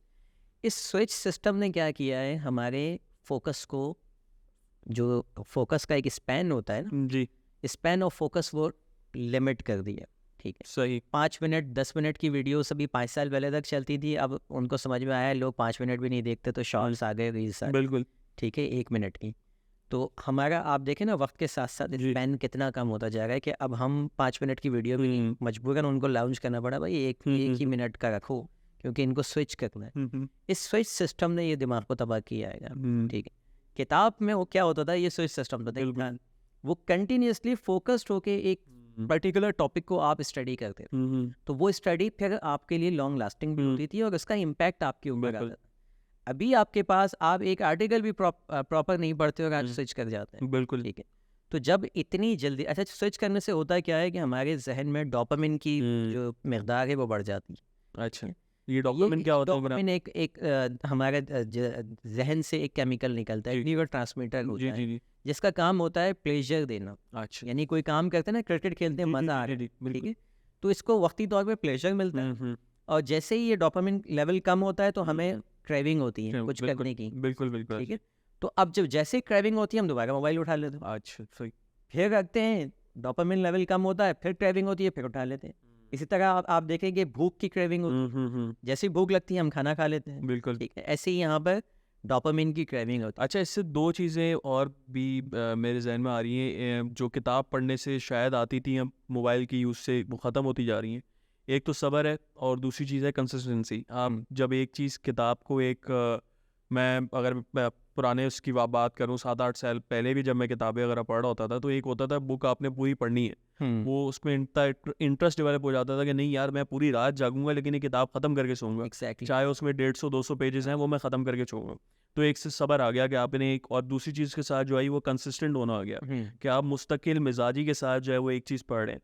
तो ये 2 चीज़ें जो हैं वो एक इंसान के किरदार के अंदर अगर ना हो तो वो फिर इंसान के अंदर मल्टीपल फैक्टर्स ऐसे हो जाते हैं, वो फिर ऑटोमेटिकली डिप्रेशन के अंदर चले जाते हैं। तो क्या ये 2 चीज़ें जो हैं, एलिमेंट्स भी हैं, वो भी हमारी ज़िंदगी से इसलिए हट गई हैं कि हम लोग इतनी ज़्यादा चीज़ें स्किप करने लगा, वो आपकी स्विच वाली बात है, कि स्विच करने लगे कि उसमें ऐसे हमारे ही है, ऐसे जी, ही है। देखिए फोकस जब हमारा जब चीज़ों पे नहीं रहे जी। तो हम हमारी लर्निंग नहीं होती। किताब की जो आप बता रहे हैं, किताब पे एक फोकस्ड होता हुँ। था, गोल ओरिएंटेड काम हुँ, होता हुँ। था। आपके पास गोल भी होता था। हुँ। मुझे खुद याद है जी, कि मैं किताब को टारगेट दिया करता था, बिल्कुल। 15 दिन का, 1 हफ्ते का, डिपेंडिंग अपॉन द लेंथ, हुँ। कि मुझे इसमें ख़त्म करनी है। जी। और अब आप सोचिए ना, मैं किताब नहीं पढ़ रहा, बल्कि आप अपनी लाइफ स्किल की प्रॉपर ट्रेनिंग कर रहे हो बिल्कुल ऐसे ही। कि मुझे उस किताब के लिए वक्त भी निकालना है, तो हुँ, मुझे हुँ। टाइम मैनेजमेंट ना आ रही। सही, मुझे 1 घंटा उसको पढ़ना है, तो मेरे अंदर एक पैशंस डेवलप हो रहा है, मेरा फोकस बिल्कुल उसके ठीक। ऊपर जा रहा है 1 घंटे तक। जी। तो इसका मतलब ये है कि मैं फोकस्ड हुआ हूँ। हुँ। ठीक। तो ये लाइफ स्किल्स आपसे मोबाइल ने छीन ली हैं। सही। आज का बच्चा जो मोबाइल फ़ोन पे लगा हुआ है, आप देखें वो उसके अंदर बिल्कुल पैशन नहीं है। वो हुँ। किसी चीज़ के लिए बर्दाश्त उसके अंदर ख़त्म हो चुकी है। क्यों? क्योंकि उसको आदत है ना स्विच करने की। हुँ। वो ज़रा सा भी बर्दाश्त नहीं करता। हुँ, उसको हुँ। क्रेविंग ज़रा सी होती है, उसको फ़ौरन चाहिए, बिल्कुल। क्योंकि मोबाइल पे फ़ौरन मिल रही है। जी, बिल्कुल ऐसे ही है। यही चीज़ हमारी ज़िंदगी में आ रही है। बच्चों लोग कहते हैं बच्चे मोबाइल नहीं छोड़ रहे, बड़े कौन सा छोड़ रहे हैं? बिल्कुल, बड़े भी नहीं छोड़ रहे बच्चों के मोबाइल। सामने। आप जी। अपना स्क्रीन टाइम चेक कर लें। हुँ। तो पहली बात तो ये है कि कोई कंपैरिजन ही नहीं है। जी, बुक जी। का मोबाइल से आप नहीं कर सकते। बिल्कुल सही। बुक वाक़ई ही ना सिर्फ़ उसका कंटेंट सिखा रहा है, बल्कि उसके साथ-साथ आप लाइफ़ स्किल्स जो सही। है वो अपने अंदर सीख। अच्छा आसिफ भाई, आपने बच्चों की बात की, आपके हिसाब से ये जो जो भी इश्यूज़ आते हैं मेंटल हेल्थ के हवाले से, जो भी इश्यूज़ आते हैं, इनकी शुरुआत जो है वो इनकी शुरुआत बचपन से ही शुरू हो जाती है, तरबियत के टाइम से, या फिर अगर मैं आज के केस के हवाले की बात करूँ, ये आज के इन्वायरमेंट का कसूर होता है कि जो हमें इन चीज़ों की तरफ लेकर आ जाते हैं। तो ये मेंटल हेल्थ की चीज़ें बचपन से ही हमारे अंदर पैदा करनी चाहिए, या इन चीज़ों को एड्रेस करना चाहिए, या फिर ये बात के मसाइल हैं? देखिए, इस पे बहुत सारी अप्रोचेस हैं हुँ। साइकोलॉजी की अपनी। हुँ। जैसे सिगमंड फ्रॉइड की जो वो ये कहता है कि ऑल इज़ अनकॉन्शियस। हुँ। जो कुछ भी हमारे साथ हो रहा है अनकॉन्शियस प्रोग्राम कब हुआ था? बचपन में हुआ। ठीक। ठीक है। बचपन के जो इश्यूज़ होते हैं हुँ। वो सबसे ज़्यादा मेंटल हेल्थ पे अगर काम करना सही। चाहते हैं आप, तो बचपन में करें। 7 साल तक का जो बच्चा होता है, ये प्रिंटिंग स्टेज में होता है। सही। प्रिंटिंग स्टेज का मतलब एक कोरा कागज़, जो दिल चाहे लिख दो, साथ आसानी में। से जी, लिख जी। सकते हो आप। सही। 7 से लेकर 12 ईयर्स तक की जो एज होती है, ये मॉडलिंग स्टेज कहलाती है। सही। इसमें बच्चा मॉडल करता है चीज़ों को। ठीक है। ठीक। अगर एक देख रहा है वो मुस्तकिल अपने माँ बाप को गुस्से के अंदर लड़ता झगड़ता हुआ, जी। उसको मॉडल कर रहा है। हुँ। अब उसके अंदर जो ये चीज़ें आएंगी, वो कहाँ से आ रही हैं? बचपन से आ रही हैं, बिल्कुल उसके ऐसे। इन्वायरमेंट में जो था। सही। तो इन्वायरमेंट भी काम करता है और आपकी अपनी थॉट्स भी काम करती हैं, लेकिन ज़्यादातर जो हमारे इश्यूज आ रहे होते हैं वो हमारे बचपन से आ रहे बचपन से आ रहे होते हैं। हाँ, इस पे काम करने की ज़रूरत सही। है। इसी तरह 12 से फिर ऑनवर्ड जो एज जाती है, ये सोशलाइजेशन की एज होती है। ठीक। जो आज तक आपने इम्प्रिंट किया हुँ। अपने लाशऊर उसको पे, जो एक्सपेरिमेंट मॉडल किया, अब आप उसको जाके एक्सपेरिमेंट करें। एक्सपेरिमेंट कर रहे होते हैं। अच्छा आसिफ भाई, एक बीमारी का मैं नाम लूँगा। ये बीमारी बहुत ज़्यादा हद तक हमारे बच्चों में फैली हुई है, और इस बीमारी का नाम है कोकोमेलन। मैं अगर बात करूँ तो आपका छोटे से छोटा बच्चा, अब इसमें पेरेंट्स की भी कुछ हद तक कमज़ोरी भी है, पेरेंट्स की कोताही भी है, या पेरेंट्स की बिज़ी लाइफ का भी एक कसूर है कि बच्चा 1 साल का होता है, उसको कोकोमेलन दे दिया जाता है। उसके अंदर इतनी रैपिडली स्क्रीन चेंजेस हो रही होती हैं कि वो बच्चे के दिमाग में एक ही टाइम पे 100-200 चीज़ें एक साथ ग्रोथ ले रही होती हैं। फिर वो उसकी इतनी एडिक्शन हो जाती है कि वो बच्चा जो है वो किसी और चीज़ के बारे में इंटरेस्ट लेना ही छोड़ देता है, और फिर मल्टीपल इश्यूज़ होना शुरू हो जाते हैं, जिसके बाद में फिर आपको वो थेरेपीज़ और मल्टीपल स्टेजेस के थ्रू जाना पड़ता है। तो ये इस बारे में आपका क्या ख़्याल है, और इस चीज़ को क्यों इतना ज़्यादा इम्प्लीमेंट हो गई, और किस तरीके से इससे बचा जा सकता है? देखिए, वर्ल्ड हेल्थ ऑर्गेनाइजेशन की जो रिपोर्ट है उसके मुताबिक 2 साल से पहले आप बच्चे को दिखा ही नहीं सकते। अच्छा। कोई भी स्क्रीन, चाहे लैपटॉप की हो या आपके मोबाइल की हो, आईपैड की हो, आप दिखा ही नहीं सकते। अच्छा। मतलब कैटेगोरिकली नो। नो। 2 साल के बाद फिर उन्होंने कहा है कि आप टाइम बताया उन्होंने कि 2 साल से ऑनवर्ड आप, मैं तो उसको भी नहीं मानता। जी जी। ठीक है कि आप वो भी मजबूरी में आप दिखा सकते हैं, लेकिन अवॉइड करें। रिकमेंडेड यही है कि आप ना करें। उसकी वजह क्या है कि बच्चों के, एक तो मैं आपने खुद ही बता दिया कि रैपिड मूवमेंट है ना, वो फोकस, वो डोपामिन लेवल हाई हो रहा है बच्चों का सही। बहुत ज़्यादा। बिल्कुल। ठीक है, जो भी चीज़ हाई, देखिए ड्रग्स जब लेता है इंसान तो क्या होता है, उसका डोपामिन लेवल हाई हो जाता है और फिर जब वो नीचे आता है तो उसको क्रेविंग होती है, सही। चोरी करता है, डकैती करता है, कुछ भी करके वो, बिल्कुल। हम यही काम कर रहे हैं। ठीक है? अच्छा। हम यही काम बच्चे, मोबाइल फ़ोन का मतलब ये है कि आपने अपने 1 साल के बच्चे को ड्रग पकड़ा दी। नशे को हमने क्या समझा भाई कि सिर्फ हेरोइन का नशा है या चरस का नशा है। आदी होना। हर वो चीज़ जो आपकी न्यूरोट्रांसमीटर्स को जो है वो चेंज कर रही है, उसकी जो कुदरती एक फ्लो है उसको बिगाड़ रही है, वो सही। नशा है, आप सही सही एडिक्शन है, चाहे वो किसी भी चीज़ की। सही। हाँ, अब इसमें कुछ हेल्दी हैं, जैसे क्रिकेट खेलना या कोई फिजिकल एक्टिविटी में वो भी एक डोपामिन तो वो भी लेके सही। आए, लेकिन वो कुछ हेल्दी है और कुछ अनहेल्दी। तो मोबाइल फ़ोन में तो आप बच्चे को तबाह कर रहे हैं। मेरे एक टीचर हैं न्यूरो साइंस, उनसे पढ़ी है हमने, वो तो कहते हैं कि स्ट्रेट फॉरवर्ड, वो कोई उनका जर्मनी में कोई 14 साल 15 साल वो जो है वो रह के आए हैं प्रोफेसर जी। लेवल के ऊपर। वो बताते हैं कि ये सब पागल हो जाएंगे 10 साल बाद। जो अच्छा। मोबाइल पे लगे हुए बच्चे, ये 10 साल बाद पागल हो जाएंगे। ये उनके अल्फाज हैं, मेरे नहीं। तो इस हद तक नहीं, आप इस बारे में क्या क्या समझते हैं? मैं तो यही, जो मैं हाल देख रहा हूँ, मेरे पास जो काउंसलिंग की जो चीज़ें आ रही होती हैं, आप देखें, आपने ऑटिज्म का नाम नहीं सुना होगा आज से नहीं, 5 साल बिल्कुल पहले। ऐसे ही है। आज ऑटिज्म के केसेस भरे पड़े हुए हैं। बिल्कुल ऐसे ही है। ठीक है, आज लोग, आम आदमी को भी अब पता चल जा रहा है कि ऑटिज्म ऑटिज्म क्या है? जी। ठीक है, ADHD के हमने नाम नहीं सुने थे 5 साल पहले तक। ठीक है, आज ADHD एक आम आदमी को पता चल रहा है कि ADHD क्या है। ठीक है, attention deficit hyper active disorder, कहाँ से अटेंशन डेफिसिट हो रही है उसमें? ठीक है, ये न्यूरोलॉजिकल भी होता है और दूसरा ये कि ये जेनेटिकली भी आ रहा होता है। लेकिन कुछ फैक्टर्स ऐसे होते हैं, अगर जीन में आपके है भी कोई बीमारी, तो वो ट्रिगर कब होगी? जब इन्वायरमेंट से उसे कुछ मिल जाएगा, सही। सपोर्टिव इन्वायरमेंट मिल जाएगा, वो ट्रिगर कर जाएगा। सही। तो हमने ये मोबाइल फ़ोन के ज़रिए ऐसे सपोर्टिव इन्वायरमेंट दे दी है बच्चों को, जिसमें ADHD भी बढ़ रहा है उनके अंदर और ऑटिज्म भी जो है वो बढ़ता जा रहा है। सही। तो और ये मोबाइल फ़ोन की वजह। मोबाइल फोन का। लेकिन हमारे यहाँ नहीं समझ गए लोग। मैं यकीन जानिए, बाहर आप खाना पीने जाए ना किसी रेस्टोरेंट में, जितने बच्चे आए हुए हो मोबाइल देखने में। मोबाइल में लगे हुए, किसी ने ज़रा चूँ चा की, अम्मा ने फ़ौरन मोबाइल निकाला, अच्छा ये देख लो। सही। क्यों? क्योंकि मैं भाई उस बच्चे को इंगेज करना है अपने साथ, उसको सिखाना है, टेबल पे खाना खाना है, हम फैमिली के साथ बैठे हुए हैं, बाहर आए हुए, उसको इंगेज करके उसके साथ अच्छा टाइम स्पेंड करना है। आप खुद तो स्पेंड कर रहे हैं जिनके साथ आप आए हुए हैं खाना। जी जी जी। बच्चे को आपने कहा तुम खामोश होकर मोबाइल पे लगे हो, उसके बाहर आने का क्या फ़ायदा? वो तो कमरे में भी अपने ये काम कर सकता था, यहाँ आप लाके भी ये काम कर रहे हैं। ठीक है, जुल्म कर रहे हैं बच्चे। ये मैं अक्सर ये कहता हूँ, ड्रग्स पकड़ा दिया। ठीक है, 2 साल का यही बच्चा अगर 14 साल का हो और कोई बाहर इसको ड्रग्स पे लगाए, आपके दिल पे क्या बीतेगी? अच्छा आसिफ भाई, हमने इस पे बात की कि कितना ख़तरनाक है और किस हद तक ख़तरनाक है, लेकिन मैं बात करूँगा कि अभी ये चीज़ चले हो गई है। मैं एक बच्चे की एग्जांपल लेता हूँ कि एक बच्चे के अंदर ये आदत आ गई है और वो पिछले 1-1.5 साल से, ख़ास तौर पे मैं कोविड के दौर की बात कर रहा हूँ, जब घरों के अंदर कोई एक्टिविटीज़ नहीं थी, सोशलाइजिंग बिल्कुल ख़त्म हो गई थी, तब बहालात मजबूरी भी जो है वो लोगों ने इस चीज़ को अडॉप्ट किया। चले एक चीज़ ये हो गई है, अब वो बच्चे को अगर उस चीज़ से निकालते हैं फिर फ़ौरन तो निकाल भी नहीं सकते, और अगर निकालें तो किस तरीके से इस चीज़ से निकालें, और इसको ख़त्म करने का के लिए हम क्या कर सकते हैं? माशरे के अंदर इन चीज़ों को अवेयरनेस करने के लिए क्या कर सकते हैं इसकी? बहुत ही रेलिवेंट क्वेश्चन है, बहुत ज़्यादा। इससे लोगों को फ़ायदा भी होगा इस सवाल से आपके। जी। क्योंकि हमारे यहाँ क्या होता है कि कोई भी एडिक्शन बच्चे को होती है ना, तो हमारे पास जो एक उस किसी भी एडिक्शन से निकालने का जो हमारे वालिदैन के पास, हमारे असातिज़ा के पास जो फार्मूला होता है, वो डंडा थेरेपी होती है। अच्छा जी। ठीक है, कि डंडे मारो, पीटो, जी जी। गुस्सा करो, बंद कर दो, छीन लो। ये जो है वो एडिक्शन से निकालने का फार्मूला हमारी आवाम के पास पाया जाता है। ठीक है, जो सुन रहे होंगे वो इस बात से एग्री करेंगे जी। कि हमारे पास यही टूल है।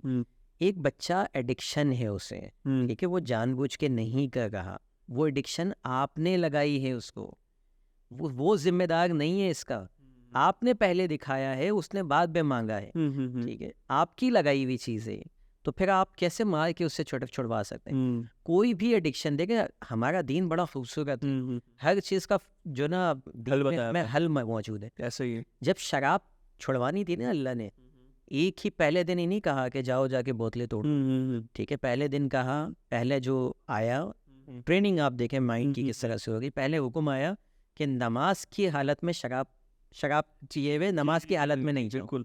ठीक है, यानी सिर्फ नमाज के टाइम पे रोका गया, जी। ठीक है।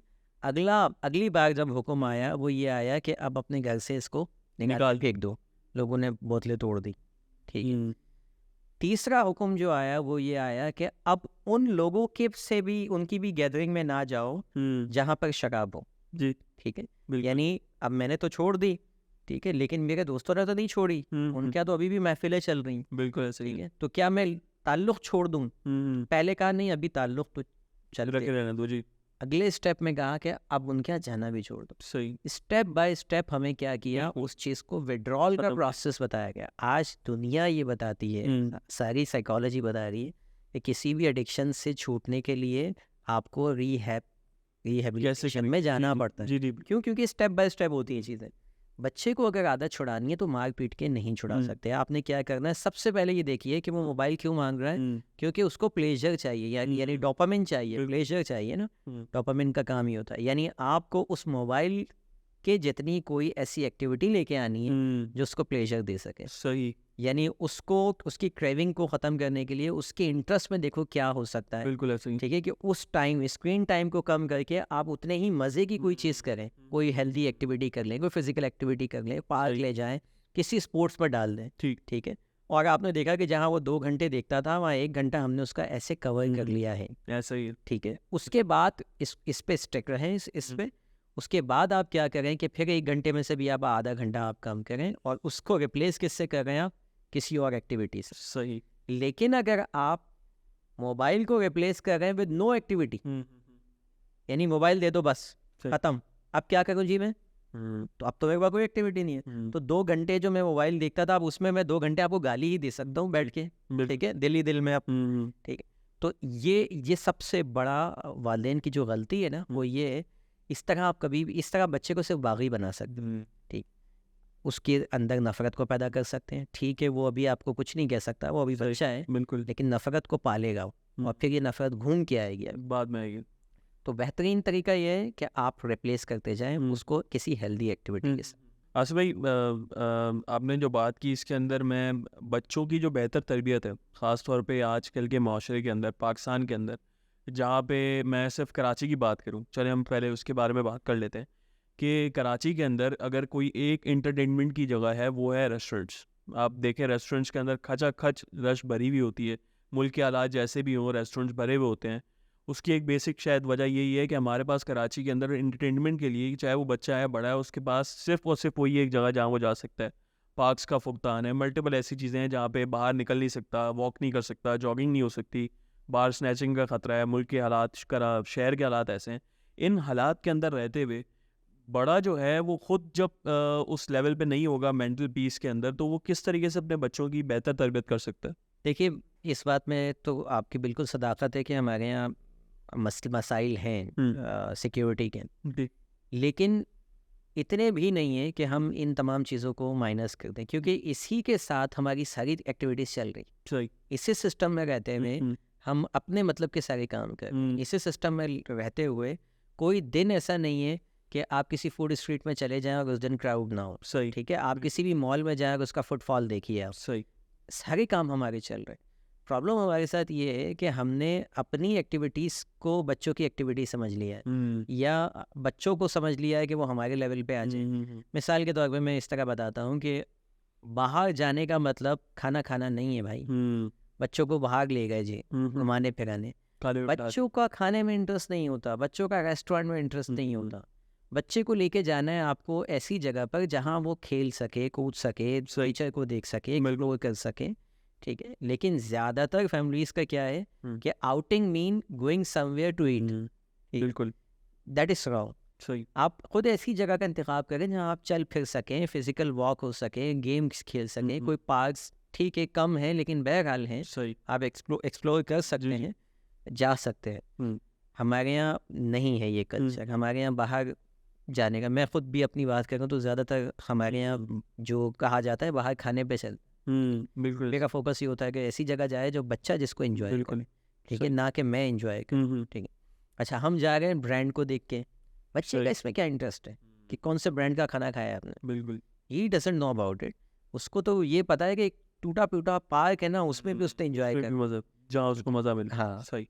अच्छा, आज़ भाई ये बताइएगा कि पेरेंट्स जो हैं वो इनिशियल स्टेजेस पर ऐसी क्या गलतियाँ करते हैं कि जिनकी बाद उनके बच्चों को जो है वो उनकी डेवलपमेंट के अंदर और ख़ास तौर पे जो कैरेक्टर डेवलपमेंट है उसके अंदर बहुत ज़्यादा हम देखते हैं कि उन चीज़ों का उनको सेक्रीफाइस फिर बाद में जाके करना पड़ता है। अब बच्चा जो है वो छोटी एज के अंदर ऐसी क्या उसको चीज़ें नहीं मुयस्सर होती कि बाद में जाके हम देखते हैं कि वो मेंटली इतना स्टेबल और इतना स्ट्रांग नहीं होता कि वो अपनी डेली लाइफ की रूटीन्स को जो है वो कैरी थ्रू कर सके। देखिए बचपन के वालिदैन को ये लगता है कि बचपन में तो जैसा तैसा चल जाएगा।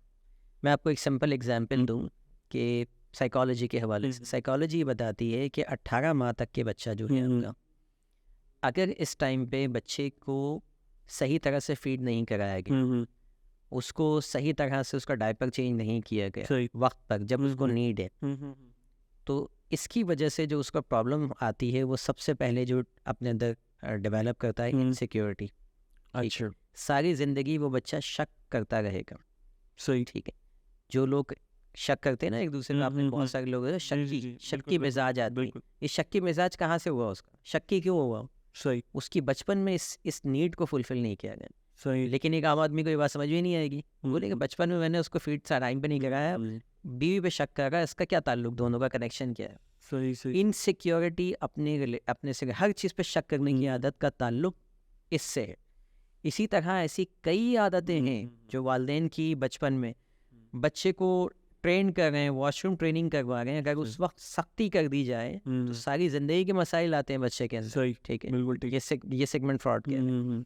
तो लेकिन बुनियादी आम ज़बान में अगर मैं बात कर रहा हूँ कि बुनियादी तौर पे क्या करना चाहिए, सबसे पहले ये आसान काम, अब आप बोले ना हमें तो इतनी चीज़ें नहीं, हम किन किन बातों को जानें, जी, आप जी। बुनियादी चीज़ों को समझ लें कि बच्चों को अनकंडीशनल पॉजिटिव रिवार्ड्स दीजिए। अनकंडीशनल पॉजिटिव रिगार्ड्स का मतलब क्या होता है कि बच्चा जैसा भी है उसको एक्सेप्ट करे। कंडीशनल रिवॉर्डिंग जो है ना is not a good thing. Conditional क्या होता है, जब तुम फर्स्ट आ गए तो मेरे बड़े अच्छे बेटे हो गए, सही। आज तुमने कोई अच्छा काम कर दिया तो आज मैं बड़ा आपको गले भी लगाऊं, प्यार भी करूं।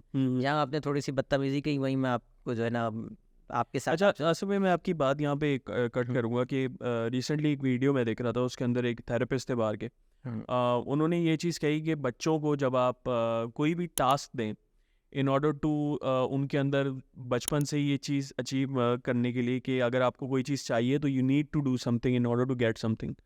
तो वो चीज़ जो आप मुझे कह रहे हैं कि मैं बच्चों को कमांड दूं कि यार अगर आप मुझे ये करके दोगे तो मैं आपको ये चीज़ दूंगा। लेट्स अगर वो चॉकलेट मांग रहा है तो ठीक है मैं चॉकलेट दे दूंगा, लेकिन मेरा ये काम करके आ जाओ।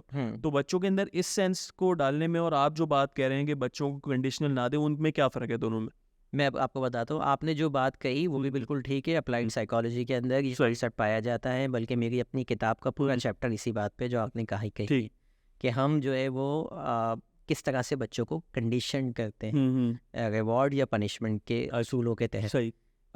मैं जो बात कर रहा हूँ ये भी एक ह्यूमनिस्टिक अप्रोच, साइकोलॉजी में अप्रोचेस है। सही। ह्यूमनिस्टिक अप्रोच ये कहती है कि सही। उसको पॉजिटिव रिगार्ड्स दीजिए, पॉजिटिव जो है वो रहिए, उस पर कंडीशन नहीं लगाए। सही। हाँ, अब ये मिसाल के तौर पे मेरा बच्चा पास नहीं हो रहा है या फेल हो रहा है तो जी मैं उसके साथ बहुत बदतमीज़ी से पेश आ रहा हूँ, और जब वो टॉप कर रहा है तो बहुत अच्छे तरीके से पेश आ रहा हूँ। आप बिहेव नॉर्मली करें, सही। ठीक है, दोनों सूरतों में। ठीक। ठीक है, क्यों? क्योंकि मेरा बच्चा है ना, मैं अपना आई बिल्कुल ऐसे ही है। कि कमज़ोर है या अच्छा है जैसा भी है, सही। हाँ, उसको तरगीब देने के लिए, उसको इम्प्रूव करने के लिए आप रिवॉर्ड एंड पनिशमेंट का कॉन्सेप्ट ला सकते हैं कि बेटा आपके देखो ये नंबर गलत आए हैं, अच्छे नहीं आए, कम आए हैं, इसमें अच्छे नंबर आए हैं आपके। सही। अब अगर आप सबसे पहले तो ये चेक कर लें कि वो गलती किसकी है, ठीक है। हमारे यहाँ कम नंबर का मसला सिर्फ बच्चे का थोड़ी होता है, टीचर का भी होता है ना, लेकिन टीचर को तो कोई कुछ नहीं बोलता। बिल्कुल। तो यहाँ पर आप उसको किस तरह से कर सकते हैं, आप बता सकते हैं कि देखो अगर तुम इसको इतना इम्प्रूव कर जाते हो तो मैं ये रिवॉर्ड दूंगा, ठीक है। वो पर्टिकुलर चीज़ होगी कोई, ये नहीं कि उस दिन मैं अच्छा हो जाऊंगा, मैं उस दिन मैं अच्छा बाप बन जाऊंगा। ठीक, अच्छे बाप तो आप दोनों सूरतों में बने, सही, ठीक है, जो मेरी पहली वाली बात है।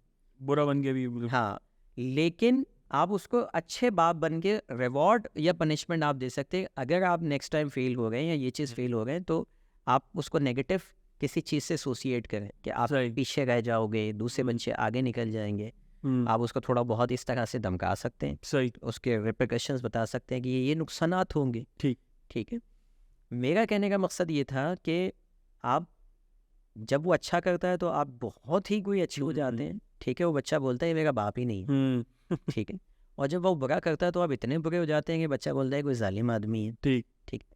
अपने बिहेवियर को नॉर्मल रखते हुए पॉजिटिव और नेगेटिव दोनों को सामने रखें। यस, कोई जब आप मिसाल के तौर पे जब वर्ल्ड कप की ट्रॉफी ना रहे, आप बोले ट्रॉफी किसी को भी नहीं मिलेगी, आप खेल के दिखाओ मैच, सही, आप देखें मोटिवेशन ही चेंज हो जाएगी, ठीक है। लेकिन वो उनकी परफॉर्मेंस बढ़ाने के लिए एक ट्रॉफी तो रखी जाती है, सही, ठीक है, रिवॉर्ड के तौर पे। उसकी वजह से क्या होता है कि उनके इमोशंस जागते हैं प्लेयर्स के, बिल्कुल। और वो चाहते हैं कि मैं इसे हासिल कर। हम्म, ये काम आप बच्चे के साथ कर सकते हैं, रिवॉर्ड भी और पनिशमेंट भी, दोनों ही काम करते हैं। देखा, अल्लाह ताला ने हमें दोनों तरीकों से बांधा हुआ है ना, बिल्कुल। हमें बताया ये गुनाह है, ये सवाब है। अब इसमें से कोई एक चीज़ भी कम कर लें आप, और इमेजिन करें ज़रा जाके कि आपकी ज़िंदगी क्या, मतलब दुनिया में कोई भी जहन्नुम में नहीं जाएगा।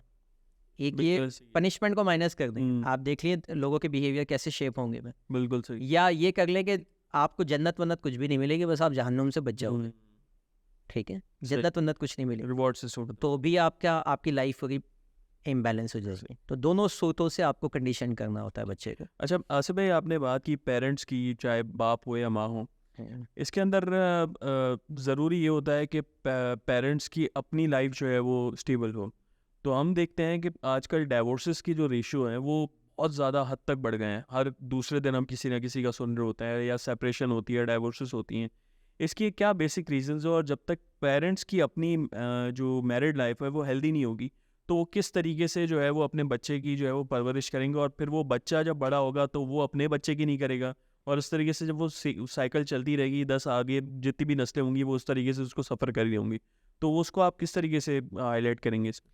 देखिए, डाइवोर्स के रीजंस बढ़ गए हैं, ठीक है। अच्छा, इसमें एक अच्छी भी चीज़ है, अच्छा, इससे बुरी चीज़ नहीं, अच्छी भी है। अच्छी इन अ सेंस कि अगर आप किसी के साथ नहीं रह सकते ना, तो अपने आप को हल्का ना करें, सही, अपने आप को सारी ज़िंदगी जो है वो परेशान करते हुए रहने से बेहतर ये है कि अलग कि हमारे दीन ने क्या किया है, कॉन्ट्रैक्ट है हमारे दीन में ना, मैरिज इज़ अ कॉन्ट्रैक्ट। निकाह। जिंदगी नहीं है ये, जीने मरने का नाम नहीं है, सही, कॉन्ट्रैक्ट है। इसमें एंट्री भी है, इसमें एग्जिट भी है, सही, दोनों क्लॉज है। बिल्कुल ऐसा। आप एंटर भी हो सकते हैं, आप एग्जिट भी हो सकते हैं, सही, बजाय इससे कि आप लड़ लड़ के ज़िंदगी गुजारते हैं। सही, हाँ, अब सवाल ये है कि लड़ाई झगड़े जो है जो कॉज है वो क्यों हो रहे हैं? वो क्या? उसकी वजह ये है कि हमारे यहाँ प्री मैरिज काउंसलिंग का कॉन्सेप्ट नहीं है।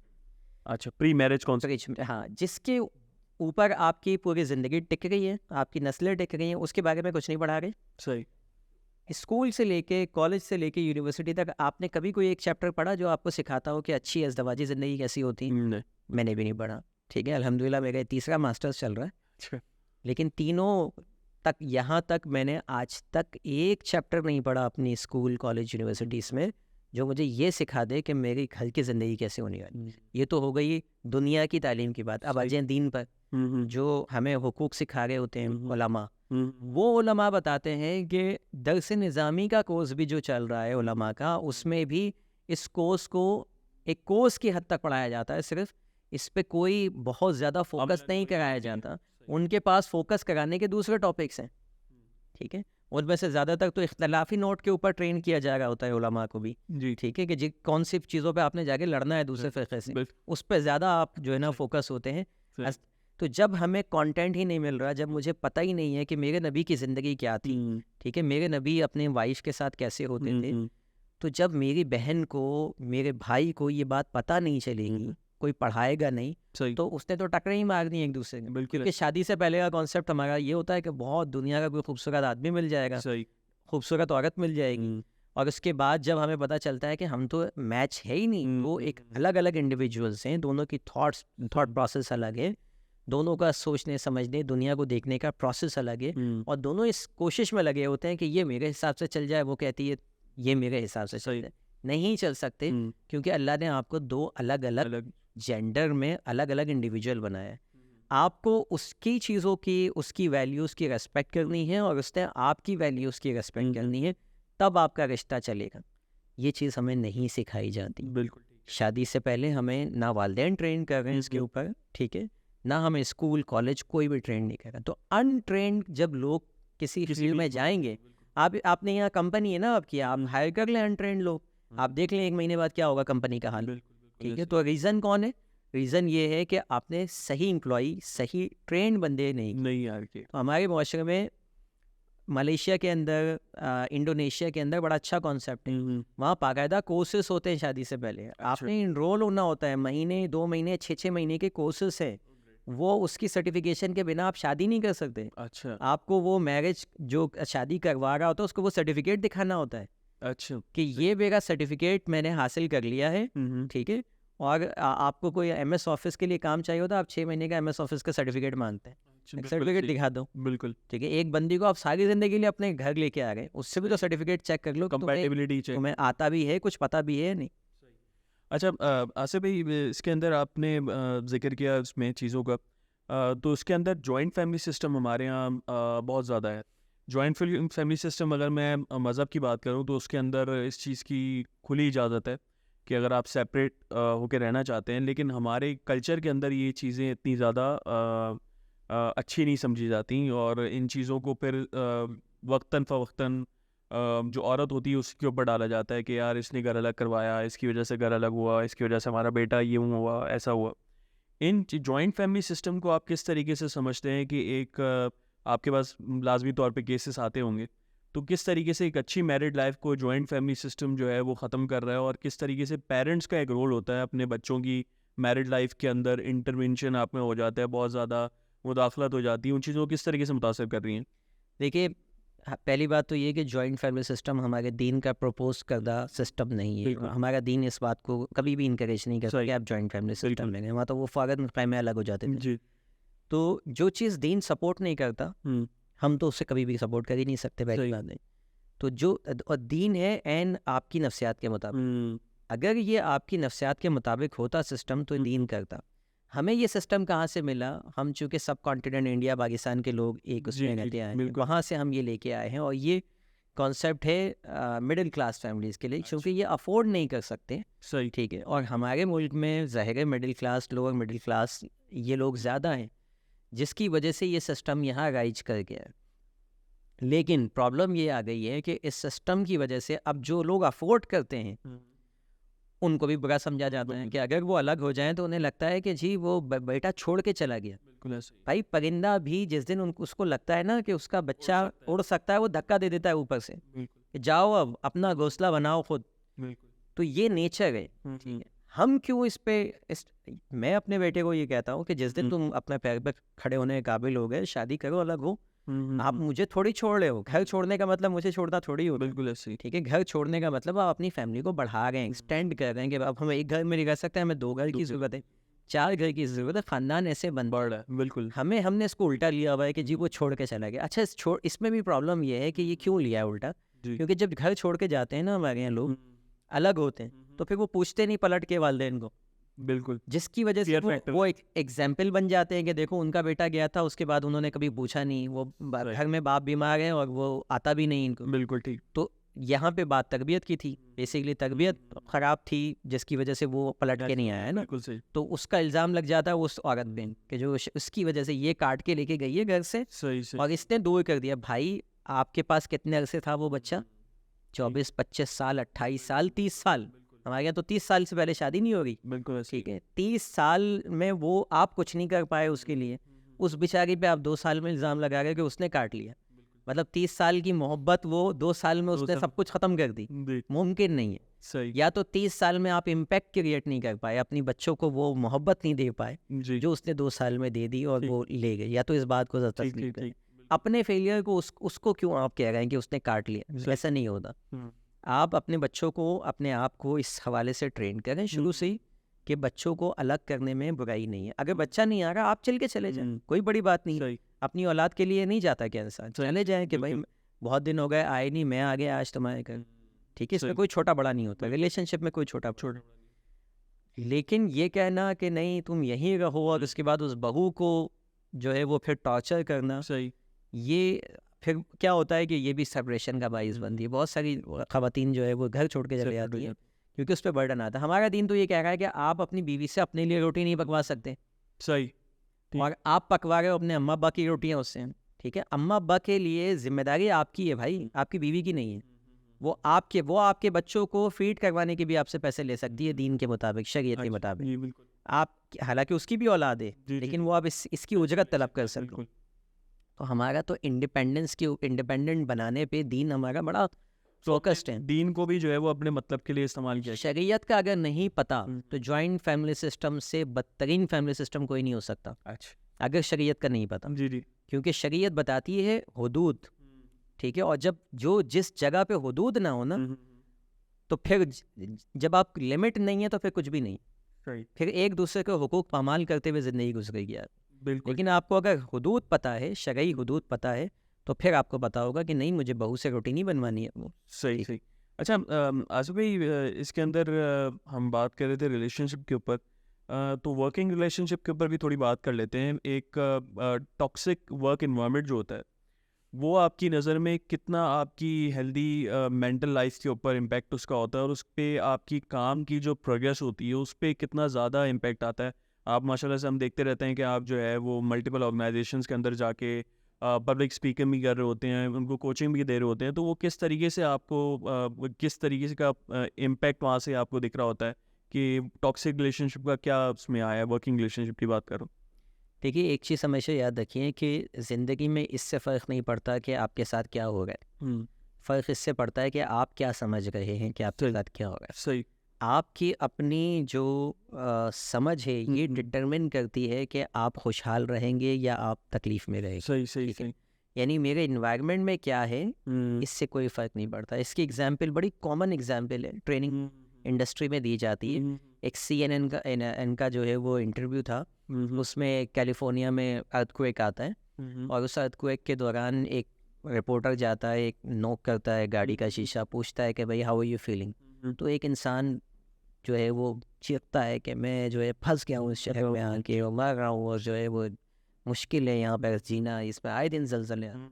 उसी हालात में उसी वक्त वो दूसरी डोर नॉक करता है दूसरी गाड़ी की, और वो वहाँ चिल कर रहा होता है, सही गाने सुन रहा है, थर्मोस रखा हुआ है, चाय कॉफ़ी पी रहा है। अप्रोच का फ़र्क है जी। तो इसका मतलब क्या है कि इन्वायरमेंट सेम है, लेकिन दोनों का इंटरनल इन्वायरमेंट ये डिसाइड कर। डिसाइड हमारा माइंड साइंस के अंदर ये क्या कहा जाता है कि आपके एक्सटर्नल इन्वायरमेंट से ज़्यादा आप पे डिपेंड करता है आपका इंटरनल इन्वायरमेंट। सही। तो मैं कॉर्पोरेट सेक्टर में यही लोगों को समझा सकता हूँ कि आप कभी भी टॉक्सिक रिलेशनशिप और इन्वायरमेंट को तब्दील ना करें। आप अपने आप को इस काबिल बना लें, अपनी थॉट्स पे इतना इख्तियार हासिल कर लें कि आपको इससे फ़र्क ही ना पड़े। मुझे फ़र्क नहीं पड़ा हाँ। बिल्कुल ठीक। मैंने इसकी सिर्फ एक टेक्निक पे काम किया था। मैंने ज़िंदगी में, मैंने आपको शुरू में ही बताया है इस सेशन के, कि मेरा इस पे बड़ा फर्म बिलीव है कि कोई मुझसे मेरा रिस्क नहीं छीन बिल्कुल सकता। ऐसा ही। मुझे इसका इतना फ़ायदा हुआ यकीन जानिए कि मैं इस टेंशन से ही आज़ाद हो गया हूँ कि कोई मेरी काट कर रहा है, कोई मुझे पीछे कर रहा है, कोई मेरा कॉम्पिटिटर है, मुझे कोई फ़र्क नहीं पड़ता। सही कितने ही 50 कंपटीशन में आ जाए, कुछ मुझसे मेरा रिस्क कोई छीन ही नहीं सकता। सही ठीक है, तो मुझे अब इस इन्वायरमेंट का कोई फ़ायदा जो ना इसके बारे में सोचने की ज़रूरत ही नहीं कि कौन क्या बोल रहा है मेरे बारे में, कौन क्या नहीं बोल रहा। बिल्कुल आई डोंट केयर। सही। अपने आप को आपने इतना स्ट्रॉन्ग बना लेना है। अच्छा, जब आपकी सेल्फ एस्टीम हाई होती है, you don't care about it. Most of the, एक और आखिरी बात मैं यहाँ करूँगा कि बहुत सारी जगहों पर जो आपको टॉक्सिक इन्वायरमेंट लग रहा होता है ना, वो होता नहीं है, आपकी सेल्फ एस्टीम लो होती है। एक लो सेल्फ एस्टीम वाला बंदा अगर एक हेल्दी इन्वायरमेंट में भी जाएगा ना, तो उसको छोटी छोटी बातों पे चूंकि उसके अपने अंदर इनसिक्योरिटी है, तो उसे ये फील होता रहेगा कि मेरी काट हो रही है, मुझे मेरी बुराई की जा रही है, मेरा इंक्रीमेंट छीना जा रहा है, क्योंकि उसकी अपनी सेल्फ एस्टीम जिस तरीके से। ठीक बिल्कुल ठीक। अच्छा अब आज़म भाई इसके फिर किस तरीके से अपनी अप्रोच को बेहतर बनाना चाहिए? आप बात करें अपने आप को इतना मजबूत बनाया, तो वो मजबूती जो है वो इंसान के जहन में, इंसान के दिल में किस तरीके से आ सकती है कि वो इन चीज़ों को फिर इन चीज़ों का मुकाबला कर सकता है? सबसे पहली चीज़ अपने अंदर ये लेके आए कि जो कुछ भी हो रहा है उसका ज़िम्मेदार मैं हूँ। ठीक, take responsibility. Take 100% responsibility of whatever you are having. जो ठीक, कुछ भी आपके इर्द-गिर्द है, मैं ज़िम्मेदार हूँ। सही। जब आप रिस्पॉन्सिबिलिटी लेते हैं ना, हुँ। तो जो शख्स रिस्पॉन्सिबिलिटी लेता है, तब्दीली उसी के अंदर आती है। सही। माइंड साइंस ये बताती है कि अगर आप तब्दीली लाना चाहते हैं अपने अंदर, तो सबसे पहले आप जो है वो ज़िम्मेदारी लें। सही। लेकिन अगर आप दूसरों पे ज़िम्मेदारी डाल रहे हैं, मिसाल के तौर पे एक छोटे से मैं कहता हूँ कि अगर आपको मेरी बात नहीं समझ में आई, मैं आपसे कहूँ कि आपको मेरी बात समझ में नहीं आई, ठीक, मैंने क्या किया? आप पे ज़िम्मेदारी डाल दी। सही। अगर मैं कहूँ मैं आपको अपनी बात समझा नहीं सका, अब क्या हुआ? ज़िम्मेदारी मैंने खुद ली। इसका मतलब ये है कि तब्दीली मुझ में आएगी। जिस दिन आप ये अप्रोच अपना लेंगे ना कि व्हाटएवर इज़ हैपनिंग, मैं ज़िम्मेदार हूँ और मुझे अब, तो उस दिन आपके अंदर इम्प्रूवमेंट के रास्ते खुल जाएंगे। बिल्कुल। ठीक है, और फिर आप आहिस्ता आहिस्ता खुद को जो है वो फ्रीडम हासिल करते जाएंगे, लोगों की सोच से आप आज़ाद होते चले जाएं। सही। अच्छा, आसिफ भाई, इसके अंदर बात आपने एडॉप्शन की कि हर किसी को अपनी ज़िम्मेदारियाँ कलेक्टिवली जो है वो करनी चाहिए। हम बात कर रहे हैं ज़िम्मेदारियों की, तो पेरेंट्स की ज़िम्मेदारी एक आती है, वो है अपने बच्चों को उस स्टेज पे आके ज़िम्मेदारी की जो जब वो स्टूडेंट लाइफ के ऊपर होते हैं, ख़ास तौर पे वो स्टूडेंट लाइफ जो कि अब उनका कैरियर डिसाइड करेंगी। हम देखते हैं कि स्टूडेंट्स के अंदर ग्रेड्स को लेके, मार्क्स को लेके इतना ज़्यादा कंपटीशन है कि सुसाइड करना या इस तरीके की पिल्स लेना या बहुत सी ऐसी चीज़ें, ड्रग्स वगैरह पे वो बहुत ज़्यादा तेज़ी से इस माशरे के अंदर जो है वो अडॉप्ट हो गया है। बट माँ बाप को हम किस तरीके से, स्टूडेंट की गलती है या एक माँ बाप की गलती है कि वो इतना ज़्यादा प्रेशराइज़ कर रही होती हैं, फ़लाँ के ग्रेड्स ऐसे आ गए, फ़लाँ ने इस तरीके से कर लिया, फ़लाँ ने, आप पहले भी इस बारे में बात कर चुके हैं। लेकिन स्टूडेंट्स इस तरीके से जो है वो किस तरीके से बच सकते हैं इन चीज़ों से? देखिए, मैं स्कूल में जब जाता हूँ बच्चों के साथ ट्रेनिंग करवाता जी, जी। हूँ, टीचर्स को ट्रेनिंग हुँ, हुँ। करवाता हूँ, मैं हमेशा उनको ये कहता हूँ कि आपका जो मुकाबला है वो आपकी अपनी ज़ात से है। हुँ, आपके जो बेस्ट फ्रेंड होते हैं, हमारे साथ प्रॉब्लम ही ये हुई है कि हमें बचपन से एक रेस में लगाया गया, हुँ, और सबसे बड़ी गलती वालिदैन और असातिज़ा की हुई। सही। रेस में लगाया है, पोजीशन पोजीशन पोजीशन, यही वो स्ट्रेस होता है जो बचपन से जो है वो इंसान के अंदर आता है, और फिर हुँ, जब वो हासिल नहीं कर पाता ना उस बिल्कुल। हदफ को, जी, जी। तो फिर उसको लगता है कि ज़िंदगी बेमायने। सही। क्यों? क्योंकि आपने मायने जो ज़िंदगी को दिए थे वो यही थे कि अचीवमेंट का मतलब ज़िंदगी। हुँ, तो जब अचीवमेंट नहीं हो तो क्या हुआ? ज़िंदगी ख़त्म। तो बिल्कुल, फिर वो जाता है और अपनी ज़िंदगी ख़त्म ख़त्म कर, कर देता है। तो उसको ये बताएं कि ये अचीवमेंट ज़िंदगी नहीं है, ये ज़िंदगी का एक पार्ट है। हुँ। I don't care about my child कि उसके कितने ग्रेड कोई आए। भी आ जाए। मेरा अपना बच्चा क्लास 3rd तक आ गया, मुझे कभी भी उसके रिजल्ट रिपोर्ट कार्ड को देख के ना कोई खुशी हुई ना कोई गम हुआ। मेरी वाइफ बड़ी एक्साइटेड होती है, सोशल मीडिया पे लगाना, यहाँ लगाना, आई don't care about it. You learn somehow. हाँ, मुझे ये पता है कि मैं सिर्फ ये देखता हूँ कि पिछले रिपोर्ट से इस रिपोर्ट में बेहतरी है या नहीं। है, बिल्कुल। ठीक है, लकीली हमारे यहाँ जो जिस सिस्टम में वो पढ़ रहा है वहाँ पोजीशन का कोई चक्कर ही नहीं है। अच्छा, माशाल्लाह। फर्स्ट सेकंड थर्ड का कोई चक्कर ग्रेट। नहीं, आज तक ये है ही नहीं मसला। तो उससे यही फ़ायदा है कि बच्चे को सिर्फ ये पता है कि मेरा मुकाबला मुझसे, मेरे दोस्त से नहीं। बिल्कुल। मेरे बचपन के जो दोस्त हैं ना, मेरी ज़िंदगी का बहुत बड़ा सरमाया है। मैं बहुत रिगार्ड करता हूँ। मैं हफ्ते में 3-4 दिन आज तक मैं अपने सिर्फ बचपन के स्कूल फ्रेंड्स के साथ सही, सही, बैठता हूँ। बिल्कुल। यानी एक अलग ही मैं बहुत उनको लेके बड़ा सेंसिबल हूँ, सॉरी सेंसिटिव हूँ। तो आज मैं सोचता हूँ, मैं अपने स्कूल में पोजीशन होल्डर रहा हूँ, बहुत पोजीशंस मैंने हासिल किए, अल्लाह का शुक्र है। माशाल्लाह। तो मैं आज सोचता हूँ कि क्या जुल्म किया मेरे असातिज़ा ने। अच्छा, मेरे वालिदैन भी इस बात से कंसर्न नहीं थे कि मेरी पोजीशन आए या ना आए, अल्लाह का शुक्र है वो भी ऐसे आ गए। जी। तो टीचर्स को मैं कहता हूँ, क्या हमारे यहाँ हमें उनसे लड़वाया गया, उस ज़माने में हम उनको पीछे करने में लगे हुए थे जो मेरी ज़िंदगी का सबसे बेहतरीन सरमाया है, और मैं उनको पीछे करने में लगा हुआ था, उनसे लड़ने में लगा हुआ था कि तुम्हारी ये आ गई मेरी नहीं आई, ये सारे चक्कर।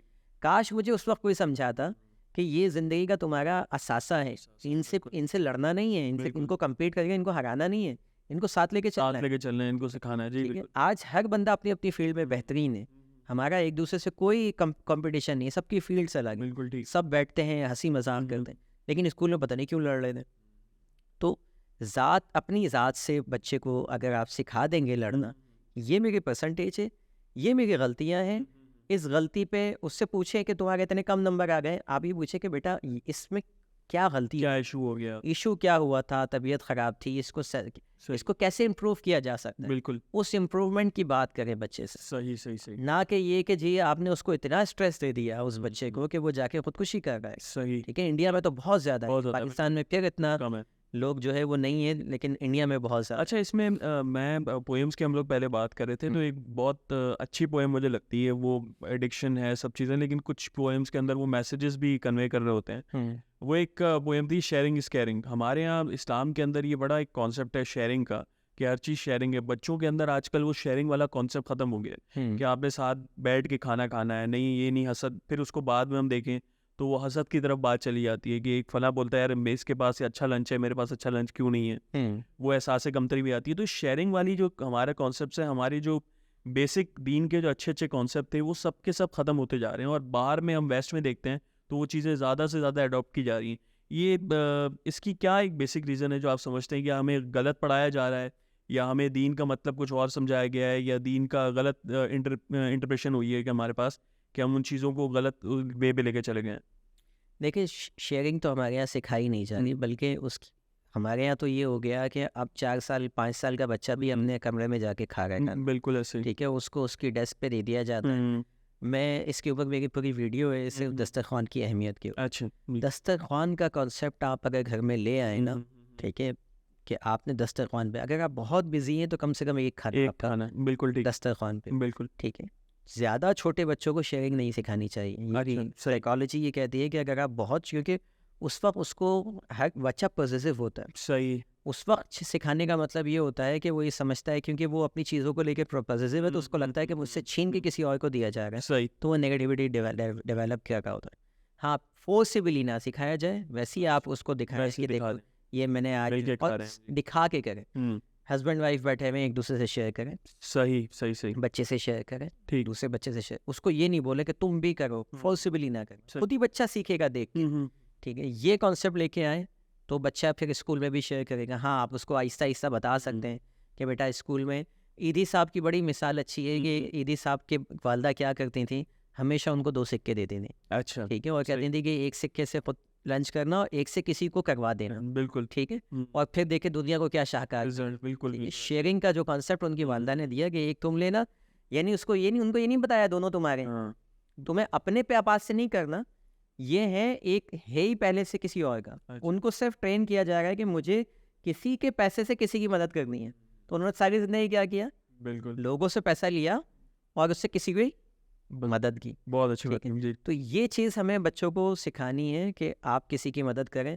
मैं अपनी मिसाल दूं, मैं हमेशा अपने बच्चे के बैग में एक पेंसिल एक्स्ट्रा रखता हूँ, हमेशा हमेशा। और उस बच्चे को ये बताया हुआ मैंने अपने बेटे को कि जब भी क्लास में किसी को ज़रूरत हो, कोई बच्चा भूल के आ गया, सही। किसी बच्चे की पेंसिल ख़त्म हो सही। गई, गुम गई, सही। आपने ये शेयर कर देनी है। तो उसको ये पता है। अच्छा, वो वहाँ पे ज़ाहिर है सारे बच्चे के पास हमेशा सारी चीज़ें होती हैं, सही। लेकिन मेरे बच्चे को जब जब वो पेंसिल देखता होगा, उसके जहन में क्या आता होगा, थॉट क्या आती होगी, I have to share. Share it, okay, extra पड़ी। आल दो कि वो शेयर करने की ज़रूरत नहीं पड़ रही उसे, लेकिन every time he is looking, is having an idea, is having the thought, a reminder that I have to share it.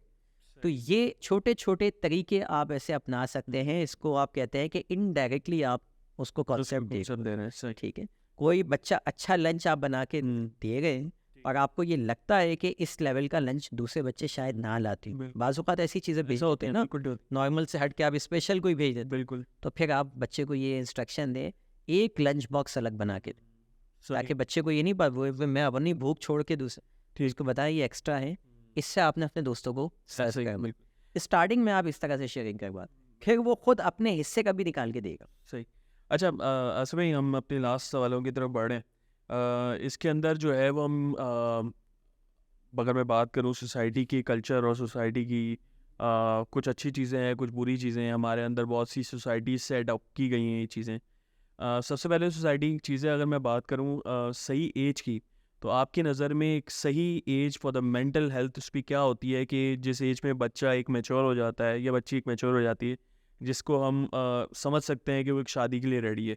हमने मैरिज की बात की तो उसके अंदर एक रीज़न ये भी हो सकता है कि बच्चों को अर्ली मैरिजेस आजकल बहुत ज़्यादा प्रमोट की जाती हैं, ख़ासतौर पर लड़कियों की, एक 18-19 साल की लड़कियां होती हैं, उनके रिश्ते तलाश करना शुरू कर दिए जाते हैं, वो मैच्योर है कि नहीं है, उन चीज़ों के बारे में सोचा नहीं जाता।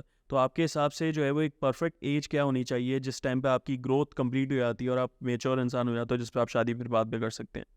देखिए, अगर बात की जाए दीन के हिसाब से हम्म, बात की जाए तो बलूगत के बाद शादी कर दी जाए। जी, तो बलूगत तो वो लड़की 12 साल में बालिग होती है, बिल्कुल। लड़का 13-14 साल में जी, बालिग हो जाता है।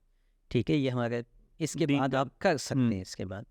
ठीक है, दूसरी बात, अगर मैच्योरिटी की बात हम्म, की जाए तो यही बलूगत के बावजूद अगर हम्म, 12 साल और 13 साल ही क्राइटेरिया था दीन का, तो नबी करीम सल्लल्लाहु अलैहि नहीं, अपनी वसल्लम ने क्यों इतना बिल्कुल, आगे जाके की? बिल्कुल, ठीक है, इसका मतलब ये है कि सिर्फ बलूगत पे, कंडीशंस हैं। हाँ, जी, जी। कि आप बलूगत मिनिमम भी बता दिया, हम्म, दरमियाना भी बता दिया, फिर आखिरी शादी हुजूर की एग्जाम्पल हो के गई लिए 52 जी, साल की उम्र में, बिल्कुल, तो वो भी बता दिया कि भाई आप आगे भी जो है हम्म, वो कर सकते हैं। ऐसे ही। अब यहाँ पे हमें ये देखना है कि आपके सोसाइटी के अंदर, हम्म, आपके मुआशरे के हम्म, अंदर नफ्सियाती तौर पे, इमोशनली, इंटेलेक्चुअली बच्चा कब बड़ा हो गया। ठीक है, ठीक है कि वो जिस्मानी तौर पे बालिग हो गया, लेकिन जहनी तौर पे हमारा मुआशरा 14 साल, 15 साल या 16 साल पे हम्म, हमारे मुआशरे के अंदर बच्चा मेच्योर नहीं है। इंश्योर। ठीक अच्छा, है, अच्छा। हमारे बच्चे के पास इतनी मेच्योरिटी नहीं है, हम बहुत पीछे हैं। जी, ठीक बिल्कुल है, ऐसे। 16 साल का बच्चा आज भी हमारे पास जो है ना बावलों की तरह घूम बावलों रहा की तरह होता घूम है। रहा था, बिल्कुल। ठीक है, उसको कुछ नहीं पता होता, उसको ये नहीं पता कि सही, मुझे कौन सा कोर्स चूज़ करना है, वो अब सही, लाइफ पार्टनर क्या चूज़ करें। बिल्कुल ठीक। ठीक है, किसी भी 9 क्लास के बच्चे से पूछो, 10 क्लास में फर्स्ट ईयर में क्या करना है, तो उसको क्लैरिटी उसको नहीं कुछ होती नहीं पता उसको। होगा। जी, बिल्कुल। तो और उस वक्त वो इश्क भी लड़ा रहे होते सही, हैं, सब कुछ कर रहे होते हैं। सही।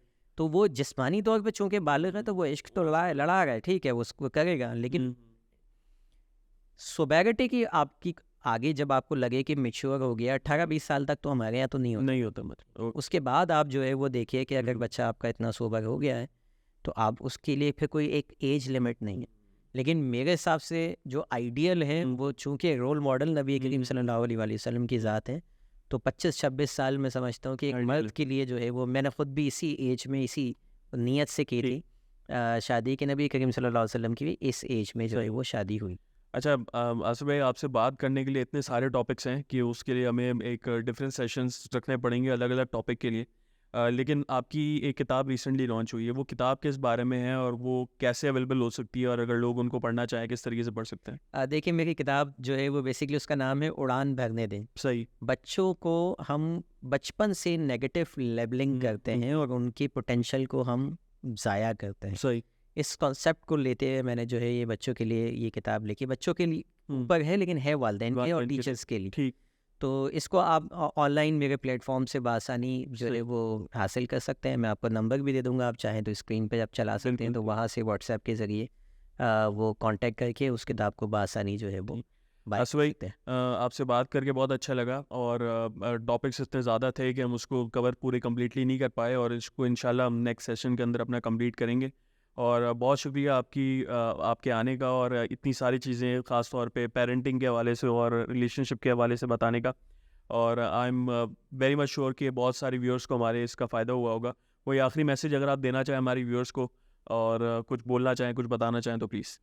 देखिए, हमने टॉपिक तो बहुत सारे कवर हम्म, किए हैं, हर लेवल के लिए किए हम्म, हैं, लेकिन मैं चूँकि पेरेंटिंग के ऊपर सबसे ज़्यादा बोलता हूँ, बात बिल्कुल। करता हूँ, तो मैं चाहूँगा कि पेरेंट्स को जो है वो यही पैगाम दूँ कि अपने बच्चों की, देखिए अल्लाह ताला ने कुरान पाक में फरमाया हम्म, कि तुमसे तुम्हारी हर हर नेमत का हिसाब लिया जाएगा। बिल्कुल। और जब मैं अपने नेमतों का शुमार करता हूँ ना, लिस्ट बनाता हूँ, जी।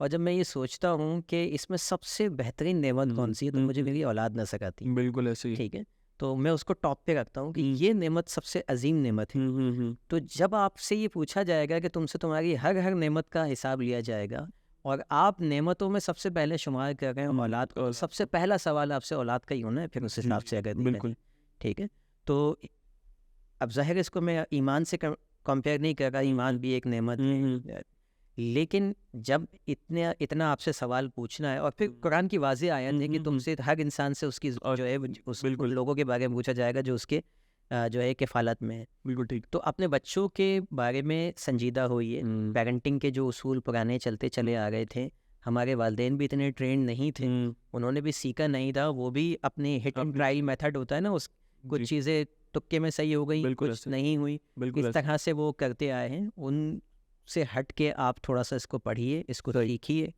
ठीक है, ताकि आने वाली आपकी नस्ल। नस्ल जो है वो सुधरे। ठीक है भाई, ये एक पैगाम मेरा है। सीखने के लिए आपके पास लातादाद प्लेटफॉर्म है, बिल्कुल। लातादाद लोग इन मौज़ूआत पे बात कर रहे हैं, हम्म। आप उनसे मदद ले सकते तो बहुत शुक्रिया आसिफ भाई आपकी, आप आए और इंशाल्लाह फिर दोबारा आपसे मुलाकात होगी इस प्लेटफॉर्म पे। और thank you so much for being this podcast. और उम्मीद है आपको बहुत सारी चीज़ों के बारे में नॉलेज मिली होगी, हेल्प हुई हुई। हमारे चैनल को सब्सक्राइब लाजिम कीजिएगा। आसिफ भाई का भी चैनल है जहाँ पर आप बहुत सारी चीज़ सीख सकते हैं। इनके चैनल का लिंक भी हम डिस्क्रिप्शन में दे देंगे, उनके चैनल को भी आप फॉलो कर सकते हैं। हमें इंस्टाग्राम पे फॉलो कीजिएगा। कमेंट के अंदर लाजमी बताइएगा आपने इन चीज़ों के बारे में क्या कुछ सीखा और क्या कुछ सीखना चाहेंगे नेक्स्ट सेशन के ऊपर। Thank you so much. अल्लाह हाफिज़।